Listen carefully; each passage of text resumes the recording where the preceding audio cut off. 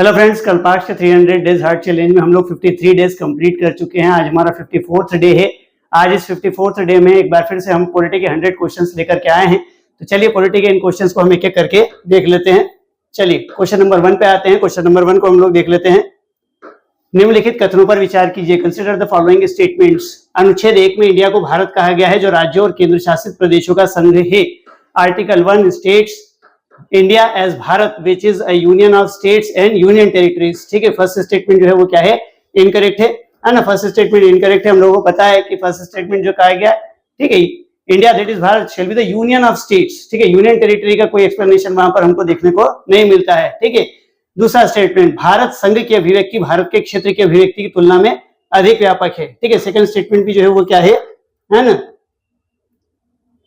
Second statement भी आपका जो है वो भारत संघ की अभिव्यक्ति भारत के क्षेत्र की अभिव्यक्ति की तुलना में व्यापक है। ठीक है, आपको सही नहीं है स्टेटमेंट्स को आइडेंटिफाई करना है। ठीक है, the expression of union of India is wider in extent than the expression of territory of India. ठीक है, सेकंड स्टेटमेंट भी जो है इनकरेक्ट है। हमको पता है यूनियन ऑफ इंडिया में जो है वो केवल क्या होता है, केवल स्टेट्स को इंक्लूड किया जाता है, जबकि टेरिटरी ऑफ इंडिया में हम लोग देखते हैं कि है ना, स्टेट्स हैं, यूनियन टेरिटरीज हैं और कोई एक्वायर्ड रीजन जो होता है उसको भी इसके अंदर इंक्लूड किया जाता है। तो ठीक है, टेरिटरी ऑफ इंडिया जो है वो क्या है, वाइडर एक्सप्रेशन है as compare to the union of India. तो दोनों ही स्टेटमेंट इनकरेक्ट है। आपका आंसर हो जाएगा सी, क्योंकि आपको क्या करना है, ठीक है, नॉट करेक्ट स्टेटमेंट्स को आइडेंटिफाई करना है। ठीक है, तो दोनों ही जो है वो क्या है, दोनों ही आंसर आपके इनकरेक्ट है। राज्य के नीति निर्देशक सिद्धांतों के संबंध में निम्नलिखित कथनों पर विचार कीजिए। Consider the following directive principles of state policies. आय, स्थिति, सुविधाओं और अवसरों में असमानताओं को कम करना। To minimise inequalities in income, status, facilities and opportunities. ठीक है, सेकंड, समान न्याय को बढ़ावा देना और गरीबों को मुफ्त कानूनी सहायता प्रदान करना।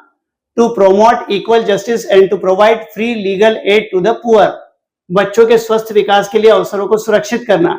ठीक है, to secure opportunities for the healthy development of children. 42 संशोधन अधिनियम 1976 के माध्यम से उपरोक्त में से कितने डीपीएसपी जोड़े गए? How many of the above DPSPs were added through the 42nd amendment act. यानी कि इनमें से किन किन डीपीएसपीज को जो है 42nd अमेंडमेंट के थ्रू जो है वो क्या किया गया है, जोड़ा गया है। ठीक है, तो ये तीनों के तीनों ही जो है वो तीनों के तीनों को ही क्या किया गया है ना, 42nd अमेंडमेंट के थ्रू जोड़ा गया। आपका आंसर हो जाएगा सी। चलिए क्वेश्चन नंबर 2 का आंसर है आपका सी। भारतीय संविधान के अनुच्छेद 21 के तहत मौलिक अधिकारों के बारे में निम्नलिखित कथनों पर विचार कीजिए। Consider the following statements about the fundamental rights under article 21 of the Indian constitution. यदि राज्य द्वारा इसका उल्लंघन किया जाता है तो राज्य द्वारा क्षतिपूर्ति प्रदान किए जाने के लिए संविधान में स्पष्ट प्रावधान है। ठीक है, if it is violated by the state there is an explicit provision in the constitution for grant of compensation by the states। ठीक है, इनकरेक्ट है। हमको पता है किसी तरह के कंपनसेशन का प्रोविजन जो है आर्टिकल 21 में नहीं किया हुआ है। इसके तहत सुरक्षा केवल मनमाने कार्यकारी कार्रवाई के खिलाफ उपलब्ध हो सकती है, न कि मनमानी विधायी कार्रवाई के खिलाफ। The protection under it can be available only against the arbitrary executive action and not against the arbitrary legislative actions। ठीक है, करेक्ट है। अपन लोग देखते हैं कि इनिशियली यही जो है स्टैंड को लेकर के हम चले थे, लेकिन बाद में अपन लोग देखते हैं 1978 में मेनका गांधी वाले केस में जो है उन्होंने क्या किया है, ड्यू प्रोसेस ऑफ लॉ को भी जो है क्या किया है, आर्टिकल 28(1) में इंक्लूड माना है। ठीक है, और अगर कोई लॉ बनाया जाता है, अगर वो आर्बिट्रेरी है, ठीक है, अगर ऐसा लॉ है जो नेचुरल जस्टिस के प्रिंसिपल को वायलेट करता है, तो इन दैट केस ये क्या होगा, लेजिस्लेचर के लॉ के अगेंस्ट भी अवेलेबल होगा। ठीक है, तो सेकंड स्टेटमेंट जो है वो आपका क्या हो जाएगा, इनकरेक्ट हो जाएगा।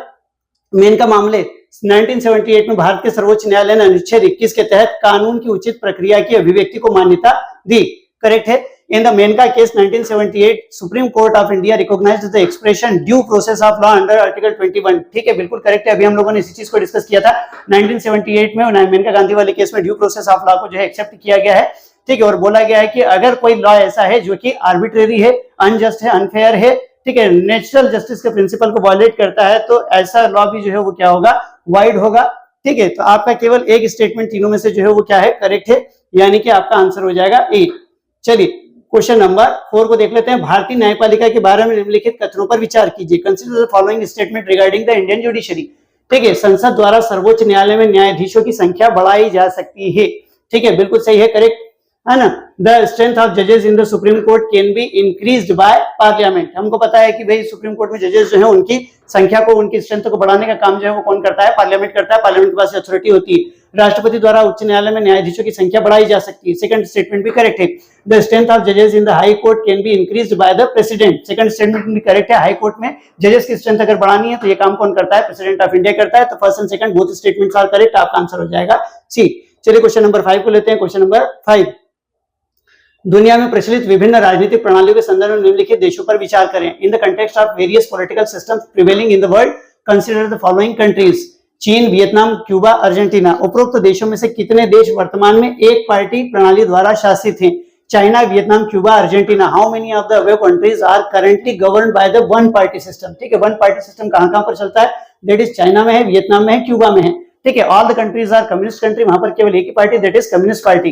ठीक है, तो अर्जेंटीना में ऐसा नहीं है। ठीक है, तो 1, 2 एंड 3 यानी कि सी आपका आंसर हो जाएगा। 3 में जो है वो क्या होता है? Single party system, one party system हमको देखने को मिलता है।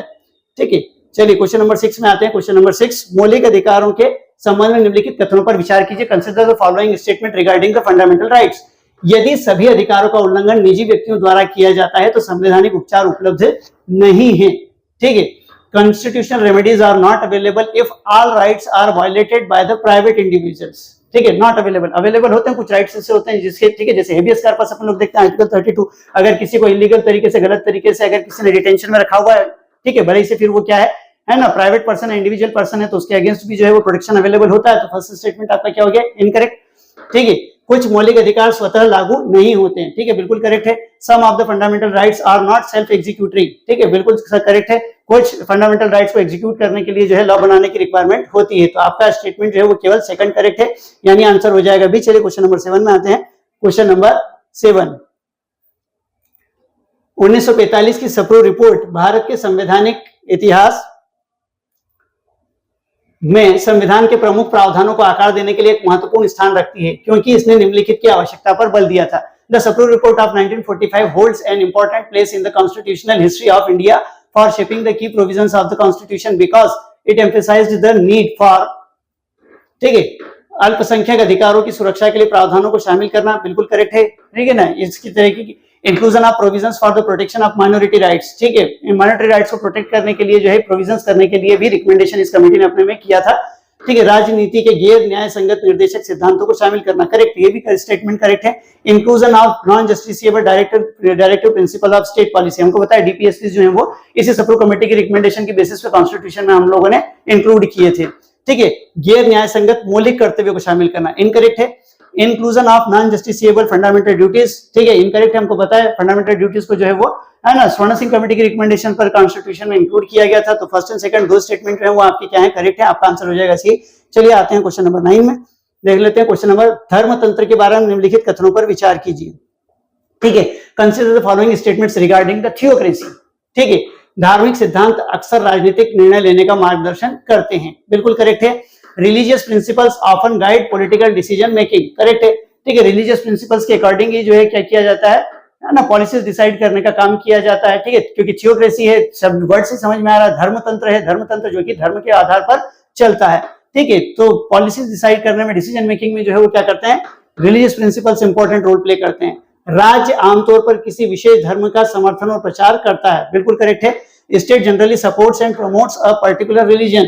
ठीक है, किसी पर्टिकुलर रिलीजन को सपोर्ट करता है, किसी पर्टिकुलर रिलीजन को जो है प्रमोट करता है, इसीलिए तो वो थियोक्रेसी है। ठीक है, धर्मतंत्र हम बोली क्यों रहे हैं? इसीलिए क्योंकि वो किसी एक स्पेसिफिक रिलीजन को, है ना, फॉलो करता है और उसको प्रमोट करता है। तो फर्स्ट एंड सेकंड दोनों स्टेटमेंट करेक्ट है। धर्म की स्वतंत्रता की गारंटी है, incorrect. Freedom of religion is guaranteed. ठीक है, ऐसी थियोक्रेसी में अपन लोग देखते हैं कि धर्म की स्वतंत्रता की कोई गारंटी नहीं होती है। तो फर्स्ट एंड सेकंड स्टेटमेंट जो है वो करेक्ट है, थर्ड स्टेटमेंट इनकरेक्ट है, यानी कि केवल दो स्टेटमेंट क्या है? करेक्ट है। आपका आंसर हो जाएगा भी। चलिए क्वेश्चन नंबर 10 में आते हैं। क्वेश्चन नंबर 10 को देखते हैं। सत्र न्यायाधीश के संबंध में निम्नलिखित कथनों पर विचार कीजिए। Consider the following statement regarding the session जज। जिला न्यायाधीश जब किसी आपराधिक मामले की सुनवाई करता है तो उसे सत्र न्यायाधीश के रूप में जाना जाता है। बिल्कुल करेक्ट है। ठीक है, द डिस्ट्रिक्ट जज when hearing a criminal case is known as the session जज। ठीक है, जब भी, है ना, अपन लोग देखते हैं डिस्ट्रिक्ट जज किसी क्रिमिनल केस को सुनता है, उसकी हियरिंग करता है, तो उसको क्या बोला जाता है? सेशन जज बोला जाता है। तो फर्स्ट स्टेटमेंट आपका करेक्ट है। सत्र न्यायाधीश किसी व्यक्ति को आजीवन कारावास की सजा दे सकता है लेकिन मृत्यु दंड नहीं दे सकता। इनकरेक्ट है, मृत्यु दंड भी दे सकता है, उसकी अथॉरिटी उसके पास होती है। द सेशन जज can sentence a person to life imprisonment but can not, ठीक है, can not award a death sentence. ठीक है, तो सेकंड स्टेटमेंट जो है वो क्या हो गया, इनकरेक्ट, यानी कि आपका फर्स्ट स्टेटमेंट करेक्ट है, आपका आंसर हो जाएगा ए। चलिए क्वेश्चन नंबर 11 में आते हैं। क्वेश्चन नंबर 11 को देखते हैं। निम्नलिखित युग्मों पर विचार कीजिए। ठीक है, संविधान संशोधन, महत्वपूर्ण परिवर्तन। Consider the following pairs, constitutional amendment, important changes, यानी कि दो पेयर दी हुई है, एक दिया हुआ है कॉन्स्टिट्यूशन अमेंडमेंट, और इस अमेंडमेंट के थ्रू कौन से इंपॉर्टेंट चेंजेस कॉन्स्टिट्यूशन में हुए हैं। ठीक है, तो इसमें आपको क्या करना है, सही, ठीक है, जो करेक्ट है, जो करेक्टली मैच्ड पेयर्स हैं उनको हमको आइडेंटिफाई करना है। पहला संशोधन अधिनियम 1951 संपत्ति के अधिकार को मौलिक अधिकार से कानून अधिकार बनाया गया, इनकरेक्ट है। First amendment act 1951 made the right to property a legal right from the fundamental right, incorrect है, हमको पता है ना। 44th अमेंडमेंट 1978 से जो है वो क्या किया गया था, इसको लीगल राइट बनाया गया था। संपत्ति के अधिकार को 44 से संशोधन अधिनियम से क्या किया गया था, वैधानिक अधिकार बनाया गया था। फर्स्ट जो है वो क्या हो गया, इनकरेक्ट हो गया। 52वां संशोधन अधिनियम 1985 दल बदल के कारण अयोग्य घोषित किया गया सदस्य मंत्री नहीं बन सकता, इनकरेक्ट है ये भी। 52nd amendment act 1985 a member disqualified for defection can not be a minister, ठीक है, इनकरेक्ट है। ये हमने देखा 52nd अमेंडमेंट जो है वो डिफेक्शन के बारे में बात करता है, लेकिन डिस्क्वालिफिकेशन एज ए मिनिस्टर जो है ये किसने किया है, 91st अमेंडमेंट ने किया है। 91st अमेंडमेंट जो आया था, ठीक है, जिसके थ्रू हम लोगों ने देखा था कि काउंसिल ऑफ मिनिस्टर की मैक्सिमम स्ट्रेंथ भी जो है डिसाइड करने का काम किया गया था। ठीक है, तो ये सेकंड भी क्या है, इनकरेक्ट है 52, क्योंकि ये कैसे हुआ है 91st। 77वां संविधान संशोधन अधिनियम 1995 अनुसूचित जातियों और अनुसूचित जनजातियों को पदोन्नति में आरक्षण प्रदान किया गया, करेक्ट है। 77th amendment act 1995 provided reservation in promotion to एससीज एंड एसटीज, ठीक है, करेक्ट है। हम लोगों को पता है इंदिरा साहनी वाले केस में जो है वो क्या किया गया था, है ना, सुप्रीम कोर्ट ने अपनी रूलिंग में बोला था कि भाई जो रिजर्वेशन है वो केवल कहां तक, रिक्रूटमेंट तक, अपॉइंटमेंट तक जो है वो लिमिटेड है, ये प्रमोशन में रिजर्वेशन नहीं है। तो इसके बाद हम लोग देखते हैं कि 77th अमेंडमेंट को लाकर के जो है वो क्या किया गया था, प्रमोशन में भी रिजर्वेशन को एक्सटेंड किया गया था। 51वां संविधान संशोधन अधिनियम 2003 केंद्रीय और राज्य दोनों स्तरों पर मंत्रिपरिषद की संख्या की ऊपरी सीमा निर्धारित की गई, करेक्ट है। 91st amendment act 2003 stipulated the upper limit for the number of council of ministers at both central and state levels, ठीक है, तो ये करेक्ट है, यानी कि थर्ड और फोर्थ दो करेक्ट है आपके स्टेटमेंट, आपका आंसर हो जाएगा बी, केवल दो स्टेटमेंट करेक्ट है। चलिए क्वेश्चन नंबर 12 में आते हैं। कौन सी राजनीतिक व्यवस्था व्यक्तिगत अधिकारों की सुरक्षा को प्राथमिकता देती है और लिखित संविधान के माध्यम से सरकार की शक्ति को सीमित करती है, ठीक है, यानी कि which political system prioritize the protection of individuals right and limits the power of government through a written constitution, ठीक है, यानी कि कौन सा सिस्टम होता है जो गवर्नमेंट के ऊपर रेस्ट्रिक्शन लगाता है और जो इंडिविजुअल होते हैं, जो सिटीजन्स होते हैं, उनकी लिबर्टी को, उनके राइट्स को प्रोटेक्ट करने का काम करता है। परोपकारी निरंकुशता, निरंकुशता, संविधानवाद, धनिक तंत्र, तो क्या होगा संविधानवाद, ठीक है। Benevolent despotism, autocracy, constitutionalism, plutocracy, ठीक है, कॉन्स्टिट्यूशनलिज्म, संविधानवाद, हमको पता है कि इसमें क्या होता है, जो गवर्नमेंट होती है उसके ऊपर कॉन्स्टिट्यूशन रेस्ट्रिक्शन लगाता है और इंडिविजुअल सिटीजन्स की लिबर्टी को प्रोटेक्ट करने का काम करता है, आंसर हो जाएगा आपका सी। चलिए क्वेश्चन नंबर 13 को लेते हैं। भारत का सर्वोच्च न्यायालय भारत के राष्ट्रपति को कानूनी सलाह कब देता है? आर्टिकल 143 हमको पता है, कानूनी सलाह कब देगा, जब राष्ट्रपति उससे ऐसी सलाह डिमांड करेगा, ठीक है। The supreme court of India tenders legal advice to president of India when cabinet recommend it, council of minister recommends it, president ask for it, Supreme Court wants to tender the advice, president ask for it, आपका answer हो जाएगा सी, राष्ट्रपति इसके लिए कहते हैं। चलिए question number 14 में आते हैं। क्वेश्चन नंबर 14 को देख लेते हैं। भारत के संविधान निर्माण से जुड़ी हस्तियों के संदर्भ में निम्नलिखित जोड़ों पर विचार कीजिए। With reference to the personality associated with the making constitution India consider the following pairs, यानी कुछ पर्सनालिटीज के नाम दिए हुए हैं और साथ में ये दिया हुआ है कि उन्होंने कौन सी रिस्पॉन्सिबिलिटी प्ले की थी कॉन्स्टिट्यूएंट असेंबली में। HVR अयंगर संविधान के प्रमुख प्रारूपकार, ठीक है, इनकरेक्ट है, ये क्या थे, ये सेक्रेटरी थे कॉन्स्टिट्यूएंट असेंबली के। HVR Ayyangar chief draftsman of the constitution, incorrect है, ठीक है। प्रेम बिहारी नारायण रायजादा संविधान के सुलेखक, ठीक है, करेक्ट है ना, Prem Bihari Narayan Raizada calligrapher of the constitution, correct है, इन्होंने प्रस्तावना की जो है कैलीग्राफी करने का काम, प्रियम्बल की कैलीग्राफी करने का काम किया था। सर BN राव संविधान सभा के कानूनी सलाहकार, करेक्ट है। Sir BN Rao legal adviser to the constituent assembly, correct है।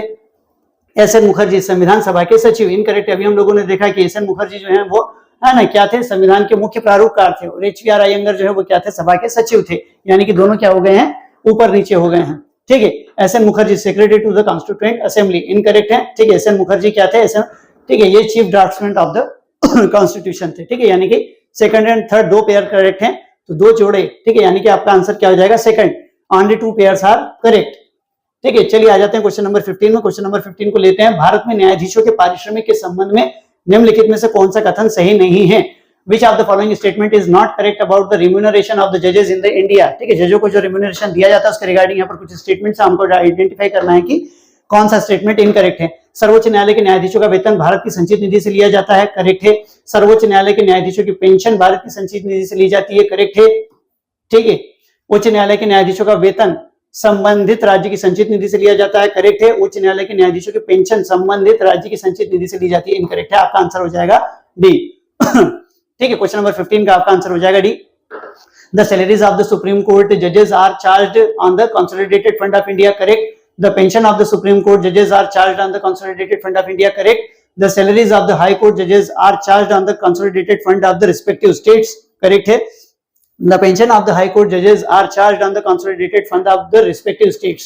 इनकरेक्ट है, हमको पता है जो पेंशन होती है वो काय के ऊपर चार्ज होती है, वो यूनियन के कंसोलिडेटेड फंड के ऊपर चार्ज होते हैं, स्टेट के ऊपर चार्ज नहीं होते हैं। तो आपका आंसर क्या हो जाएगा 15 का डी। चलिए क्वेश्चन नंबर 16 में आते हैं। क्वेश्चन नंबर 16 को देख लेते हैं। स्वतंत्रतावादी राजनीतिक विचारधारा निम्नलिखित में से किसकी वकालत करती है? The libertarian political ideology advocates for, ठीक है, अर्थव्यवस्था और व्यक्तिगत स्वतंत्रता पर मजबूत सरकारी नियंत्रण, ठीक है, इनकरेक्ट, ठीक है। Strong government control over the economy and individual freedom, ठीक है, नहीं होगा। लिबरल आइडियोलॉजी में जो है वो किसी तरीके का स्ट्रॉन्ग कंट्रोल की बात नहीं होती है। सीमित सरकारी हस्तक्षेप और अधिकतम व्यक्तिगत स्वतंत्रता, ठीक है, ये आपका जो है वो करेक्ट है। Limited government intervention and maximum individual liberties, ठीक है। तो जो अपन लोग देखते हैं लिबरल गवर्नमेंट्स होती है, वहां पर क्या होता है, गवर्नमेंट को रेस्ट्रिक्ट किया जाता है, उसके ऊपर लिमिटेशन लगा करके रखे हुए होते हैं, और मैक्सिमम इंडिविजुअल्स को जो है वो क्या किया जाता है, लिबर्टीज प्रोवाइड की जाती है। सामाजिक समानता और धन का पुनर्वितरण, ठीक है, नहीं होता है। Social equality and wealth redistribution नहीं होता है, ठीक है। अपन लोगों को ये सोशलिस्ट जो है वो सिस्टम में देखने को मिलती है। रूढ़िवादी और उदार नीतियों का मिश्रण, ठीक है, ये भी नहीं होता है। अ mix of conservative and liberal policies. तो आपका आंसर क्या हो जाएगा, बी। चलिए क्वेश्चन नंबर सी को लेते हैं। क्वेश्चन नंबर 17 को लेते हैं। क्वेश्चन नंबर 17, निम्नलिखित शब्दों वाक्यांशों पर विचार करें, ठीक है। Consider the following words phrases, ठीक है, इनमें से भारत के संविधान में नहीं है, ठीक है। डू नॉट फाइंड, ठीक है। सार्वभौमिक वयस्क मताधिकार, ठीक है, कॉन्स्टिट्यूशन में है, ठीक है। यूनिवर्सल एडल्ट फ्रेंचाइज, हम लोगों को पता है यूनिवर्सल एडल्ट फ्रेंचाइज हमारे कॉन्स्टिट्यूशन में है। काम करने का अधिकार, ठीक है, नहीं है। राइट टू वर्क, ठीक है, नहीं है। केंद्रीय मंत्रिमंडल, ठीक है, यूनियन कैबिनेट, करेक्ट है, यूनियन कैबिनेट है, हमको देखने को मिलता है, ठीक है। यूनियन कैबिनेट हम लोगों को पता है कि 44th अमेंडमेंट के पहले जो है यूनियन कैबिनेट वर्ड नहीं था, लेकिन है ना 44th अमेंडमेंट के बाद क्या कर दिया गया, यूनियन कैबिनेट वर्ड को भी आर्टिकल 352 में क्या कर दिया गया, इंसर्ट कर दिया गया है, ठीक है। उसमें लिखा गया है कि भाई written recommendation of union cabinet is necessary for the implementation of national emergency, ठीक है, यानी कि राष्ट्रीय आपातकाल लगाने के लिए केंद्रीय मंत्रिमंडल की लिखित सिफारिश आवश्यक होती है। तो यानी कि अपन लोग देखते हैं कौन कौन से, फर्स्ट और थर्ड, यानी कि केवल दो। आपका आंसर हो जाएगा B, only two, first and third. Right to work कहीं पर भी जो है वो नहीं लिया गया है, ठीक है। क्वेश्चन नंबर 18 में आते हैं। निम्नलिखित में से कौन शिक्षा के अधिकार के दायरे में नहीं आता? Which among the following don't come under the purview of right to education? सरकारी स्कूल आते हैं, निजी स्कूल आते हैं, मदर से नहीं आते हैं। निजी निधि से वित्त पोषित सरकारी स्कूल नहीं आते हैं, ठीक है। गवर्नमेंट स्कूल जो है वो आएंगे, प्राइवेट स्कूल्स आएंगे, मदरसास जो है वो नहीं आएंगे, ठीक है। Government schools funded by the private funds, ठीक है। मदरसास नहीं आते हैं। आर्टिकल 29 क्लॉज 2, ठीक है, के अंतर्गत जो भी इंस्टीट्यूशन सेटअप किए गए, ऐसे इंस्टीट्यूशंस जो है रिलीजियस इंस्टीट्यूशंस है, उनके ऊपर राइट टू एजुकेशन इंप्लीमेंट नहीं होता है, तो मदरसा जैसे इंस्टीट्यूशंस होते हैं, ठीक है। चलिए क्वेश्चन नंबर 19 को देख लेते हैं। निम्नलिखित में से कौन भारत के संविधान का अंतिम व्याख्याता और संरक्षक है? Who among the following is the final interpreter and guardian of the Indian constitution? हमको पता है सुप्रीम कोर्ट ऑफ इंडिया जो है वो इंटरप्रिटेशन करने का और उसको प्रोटेक्ट करने का दोनों ही काम करते हैं। तो हमारा आंसर क्या हो जाएगा? राष्ट्रपति, प्रधानमंत्री, सर्वोच्च न्यायालय हमारा आंसर हो जाएगा सुप्रीम कोर्ट, ठीक है, क्योंकि सुप्रीम कोर्ट को जो है इंटरप्रिटेशन ऑफ कॉन्स्टिट्यूशन और कॉन्स्टिट्यूशन को प्रोटेक्ट करना दोनों की रिस्पांसिबिलिटी कॉन्स्टिट्यूशन ने दी है। चलिए क्वेश्चन नंबर 20 में आते हैं। क्वेश्चन नंबर 20, राज्य के नीति निर्देशक सिद्धांतों डीपीएसपी के बारे में निम्नलिखित में से कथनों में से कौन सा सही? यानी कि डीपीएसपी के रिगार्डिंग यहाँ पर कुछ स्टेटमेंट दिए हुए हैं, आपको आइडेंटिफाई करना है कि इन स्टेटमेंट में से कौन से स्टेटमेंट जो है वो करेक्ट है, ठीक है। करेक्ट स्टेटमेंट्स को आइडेंटिफाई करना है। डीपीएसपी का विचार सोवियत संघ के संविधान से लिया गया है, इनकरेक्ट, ठीक है। The idea of DPSP is borrowed from the Soviet union constitution, incorrect है, हमको पता है। है ना, कहां से लिया है हमने, आयरलैंड से लिया है। वे भारत सरकार अधिनियम 1935 में उल्लिखित निर्देशों के सिद्धांत से मिलते जुलते हैं, करेक्ट है, ठीक है। They resemble the instrument of instructions enumerated in the Government of India Act 1935, बिल्कुल सही है, ठीक है। 1935 के एक्ट में अपन लोग देखते हैं कि जो है ना इंस्ट्रूमेंट ऑफ इंस्ट्रक्शंस दिए हुए थे, लगभग वो इसी तरीके से जो है सिमिलर टू द डीपीएसपी थे। तो ये स्टेटमेंट आपका क्या है, करेक्ट है। उनके उल्लंघन के लिए वे न्यायालय द्वारा कानूनी रूप से लागू करने योग्य है, ठीक है, बिल्कुल इनकरेक्ट है ना। ये इन्फोर्सिएबल नहीं है, लीगली इन्फोर्सिएबल नहीं होते, इनकरेक्ट है। चंपाकम दोहराई राजन मामले में सर्वोच्च न्यायालय ने माना कि डीपीएसपी के कार्यान्वयन के लिए संविधान संशोधन अधिनियमों को लागू करके संसद द्वारा मौलिक अधिकारों में संशोधन नहीं किया जा सकता है, ठीक है। तो स्टेटमेंट भी जो है वो क्या है, इनकरेक्ट है। थर्ड स्टेटमेंट आपका आंसर क्या हो जाएगा, बी, ठीक है ना। चलिए क्वेश्चन नंबर 21 में आते हैं। भारत का एक राष्ट्रपति होगा, यह किस अनुच्छेद में कहा गया, there shall be a president of India, किस आर्टिकल में मेंशन है, आर्टिकल 52 में मेंशन है, ठीक है। आपका आंसर हो जाएगा ए, आर्टिकल 52। चलिए क्वेश्चन नंबर 22 में आते हैं। निम्नलिखित में से कौन सी संघीय सरकार की विशेषताएं हैं, ठीक है। यहाँ के अपन लोग देखते हैं, यहाँ पर कुछ फीचर्स दिए हुए हमको आइडेंटिफाई करना है, इनमें से कौन सी जो है वो एक फेडरल सिस्टम के जो है, फेडरल गवर्नमेंट के जो है वो फीचर्स होते हैं, ठीक है। लिखित संविधान करेक्ट है, स्वतंत्र न्यायपालिका करेक्ट है, दोहरी संप्रभुता करेक्ट है, तीनों ही है, ठीक है। रिटर्न कॉन्स्टिट्यूशन पता है हम लोगों को, इंडिपेंडेंट जुडिशरी करेक्ट है, ड्यूअल सोवरेनिटी करेक्ट है, ठीक है। जो अपन लोग देखते हैं कि जो फीचर्स आइडेंटिफाई किए गए हैं, जो एसेंशियल होते हैं, उनमें हमको पता है, ठीक है। रिटर्न कॉन्स्टिट्यूशन होना चाहिए, सुप्रीमेसी ऑफ कॉन्स्टिट्यूशन होना चाहिए, ठीक है। एटलीस्ट 2 लेवल्स ऑफ गवर्नमेंट्स होनी चाहिए, उनके बीच में डिस्ट्रीब्यूशन ऑफ पावर होना चाहिए, उनके बीच में कोई भी अगर कंट्रोवर्सी होती है तो उसको निपटने के लिए एक इंडिपेंडेंट जुडिशरी होनी चाहिए। तो 1 2 3 तीनों ही इसके अंदर इंक्लूडेड है। आपका आंसर क्या हो जाएगा, डी। चलिए क्वेश्चन नंबर 23 में आते हैं। क्वेश्चन नंबर 23 को देख लेते हैं। भारत में मौलिक अधिकारों पर लगाए गए प्रतिबंधों की तर्क संगतता का निर्णय कौन करता है, ठीक है, रीजनेबिलिटी, ठीक है। अपन लोग देखते हैं रीजनेबल रेस्ट्रिक्शंस जो है वो फंडामेंटल राइट्स के ऊपर लगाए जा सकते हैं, तो कोई रेस्ट्रिक्शन रीजनेबल है या नहीं है ये देखने का काम कौन करेगा, जुडिशरी करेगा, ठीक है। जुडिशरी के पास अथॉरिटी होती है। आपका आंसर क्या हो जाएगा, बी, न्यायालय, ठीक है। कोर्ट जो है वो देखेगा कि जो रेस्ट्रिक्शन है वो रीजनेबल है या नहीं है। 23 का आंसर हो गया बी। चलिए क्वेश्चन नंबर 24 में आते हैं। भारतीय संविधान के किस संशोधन के द्वारा लोकसभा और विधानसभाओं में एंग्लो इंडियन के नामांकन को समाप्त कर दिया गया है, ठीक है। हमको पता है अभी 104th कॉन्स्टिट्यूशन अमेंडमेंट जो हुआ था उसके थ्रू क्या किया गया है, एंग्लो इंडियंस के नॉमिनेशन का जो प्रोविजन था आर्टिकल 331 में उसको खत्म कर दिया गया है। Which amendment of the Indian constitution has abolished the nomination of Anglo Indians to the Lok Sabha and to the legislative assembly, ठीक है। तो 104 एक्ट है, ठीक है। इससे आपका आंसर क्या हो जाएगा, डी, ठीक है। पहले ये प्रोविजन था लेकिन अब जो है वो नहीं है। चलिए क्वेश्चन नंबर 25 को देख लेते हैं। क्वेश्चन नंबर 25, निम्नलिखित युग्मों पर विचार करें।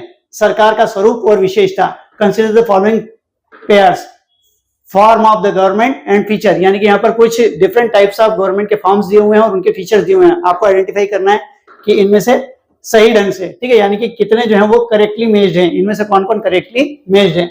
कुलीन तंत्र, बहुत अधिक शक्तिशाली लोगों के एक छोटे समूह के द्वारा सरकार, ठीक है, बिल्कुल सही, करेक्ट है ना। Oligarchy, government by a small group of very powerful people. Oligarchy में यही होता है, कुछ लोग होते हैं, ठीक है, जो पावरफुल होते हैं और उन्हीं के हाथों में पूरी की पूरी अथॉरिटी कॉन्सेंट्रेटेड होते हैं और वही उस अथॉरिटी को यूज करने का काम करते हैं, ठीक है। चलिए, अधिनायकवाद, व्यक्तिगत जीवन के सभी पहलुओं को अधिकार के अधीन करने का प्रयास, ठीक है, ये भी करेक्ट है। Totalitarianism, seeks to subordinate all aspects of individuals life to the authority, ठीक है, बिल्कुल करेक्ट है। टोटलिटेरियनिज्म में क्या होता है, ठीक है, जो इंडिविजुअल्स होते हैं वो पूरी तरीके से स्टेट के कंट्रोल में होते हैं, ठीक है। स्टेट डिसाइड करता है कि कोई अथॉरिटी उनको मिलनी चाहिए या नहीं मिलनी चाहिए, और चाहे तो कोई अथॉरिटी को वो क्या कर सकते हैं, है ना, उसको लिमिटेड रेस्ट्रिक्टेड कर सकते हैं। तो सेकंड भी जो है वो करेक्टली मेड है। अराजकता, सरकार का अभाव, ठीक है, ये भी करेक्ट है। एनार्की, अब्सेंस ऑफ गवर्नमेंट, ठीक है, जब अब्सेंस ऑफ गवर्नमेंट होता है, जब कोई लॉ नहीं होता है, जब अपन लोग देखते हैं कोई सिस्टम नहीं होता है, तो ऐसे सिस्टम को हम लोग क्या बोलते हैं, एनार्की, ठीक है। यानी कि तीनों के तीनों पेयर जो है वो करेक्टली मेज है। आपका आंसर हो जाएगा सी। चलिए क्वेश्चन नंबर 26 में आते हैं। क्वेश्चन नंबर 26 को देख लेते हैं। निम्नलिखित में से कौन भारत के प्रथम राष्ट्रपति डॉक्टर राजेंद्र प्रसाद के खिलाफ मुख्य प्रतिद्वंदी उम्मीदवार थे, प्रथम राष्ट्रपति, ठीक है, यानी कि फर्स्ट प्रेसिडेंट जब हमारे डॉक्टर राजेंद्र प्रसाद बने थे तो उनके अगेंस्ट, है ना, कौन वाइस प्रेसिडेंट के लिए कैंडिडेट कौन बने थे, किन्होंने जो है वो इलेक्शन में कंटेस्ट किया था, तो केटी शाह, ठीक है, केटी शाह जो है वो इनके अगेंस्ट खड़े हुए थे और वो जो है वो, है ना, उम्मीदवार थे प्रेसिडेंट के लिए, ठीक है। तो आपका 26 का आंसर हो जाएगा बी। चलिए क्वेश्चन नंबर 27 में आते हैं। निम्नलिखित में से कौन राज्य परिषद का पदाधिकारी, who among the following is the ex officio chairman of the council of states, ठीक है, यहाँ पर अपन क्या आ जाएगा, राज्य परिषद, राज्यसभा, ठीक है। राज्यसभा का प्रधानाध्यक्ष कौन होता है, हम लोगों को पता ही है ना, कौन होते हैं, वाइस प्रेसिडेंट। उपराष्ट्रपति जो होते हैं वो क्या होते हैं, ex officio chairman of the council of states होते हैं। आपका आंसर हो जाएगा डी। चलिए क्वेश्चन नंबर 28 में आते हैं। क्वेश्चन नंबर 28 को देखते हैं। भारत सरकार अधिनियम 1935 के प्रावधानों के संदर्भ में निम्नलिखित कथनों पर विचार कीजिए, ठीक है। With reference to the Government of India Act 1935, यहाँ पर कुछ स्टेटमेंट्स दिए हुए हैं, आपको आइडेंटिफाई करना है इनमें से कौन से सही हैं। गवर्नमेंट ऑफ इंडिया एक्ट के रिगार्डिंग यहाँ पर जो स्टेटमेंट्स दिए हुए हैं उनमें से आपको आइडेंटिफाई करना है कि इनमें से कितने स्टेटमेंट जो है वो करेक्ट हैं। अधिनियम के अनुसार केंद्रीय विधानमंडल द्वारा पारित प्रत्येक विधेयक ब्रिटिश क्राउन द्वारा वीटो के अधीन होगा, करेक्ट है। As per the act, every bill passed by the central legislature would be subjected to veto by the British Crown, ठीक है। हमको पता है इस तरीके का प्रोविजन रखा गया था कि कोई भी बिल अगर है तो उसको ब्रिटिश क्राउन को भेजा जा सकता है और वो उसको क्या कर सकता है, वीटो कर सकता है। प्रांतीय विधानसभाओं को पुलिस प्रणाली पर अधिकार क्षेत्र प्रदान किया गया, ठीक है, करेक्ट है, ये भी है ना। The provincial legislature were conferred jurisdiction over the police system, ठीक है। पुलिस सिस्टम के ऊपर क्या किया गया था, प्रोविंसेस को कंट्रोल प्रोवाइड किया गया था, उनको यूज करने की अथॉरिटी जो है वो प्रोवाइड की गई थी। इसने प्रांतों में हस्तांतरित और राष्ट्रीय विषयों के बीच के अंतर को हटा दिया और पूरे प्रशासन को विधायिका के प्रति उत्तरदायी मंत्रियों को सौंप दिया, ठीक है, करेक्ट है। It removed the distinction between transferred and reserved subject in the provinces, and the whole administration was entrusted with the ministers responsible to the legislatures, correct है। हम लोगों को पता है कि है ना, ये डायरकी जो थी, इस डायरकी को क्या किया गया था, प्रोविंशियल लेवल पे खत्म करके उसको यूनियन लेवल के ऊपर, सेंट्रल लेवल के ऊपर ले आया गया था, ठीक है। तो ये तीनों के तीनों जो स्टेटमेंट आपके क्या है, करेक्ट है। आपका आंसर क्या हो जाएगा, सी। चलिए क्वेश्चन नंबर 29 को लेते हैं। क्वेश्चन नंबर 29, निम्नलिखित पर विचार कीजिए। कंसीडर द फॉलोइंग स्टेटमेंट्स, जनसंख्या नियंत्रण, प्राकृतिक पर्यावरण का संरक्षण, मतदान का प्रतिशत। उपयुक्त में से कितने भारतीय संविधान में निहित मौलिक कर्तव्यों के सफल कार्यान्वयन पर निर्भर हो सकते हैं, ठीक है।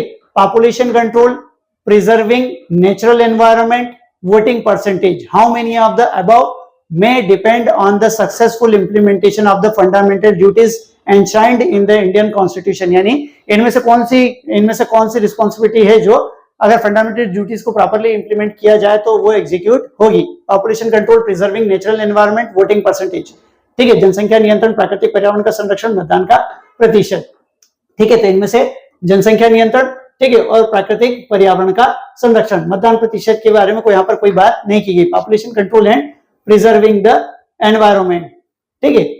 तो ये दो हैं, ठीक है। वोटिंग परसेंटेज के रिगार्डिंग अपन लोग देखते हैं, वोटिंग के रिगार्डिंग किसी भी तरीके की ड्यूटी हमको नहीं दी गई। साइंटिफिक टेम्परामेंट की जो बात की गई है तो अपन लोग देखते हैं कि उससे पॉपुलेशन कंट्रोल में भी हम लोगों को हेल्प मिलेगी। तो फर्स्ट एंड सेकंड, ठीक है, दो स्टेटमेंट करेक्ट है। आपका आंसर हो जाएगा बी।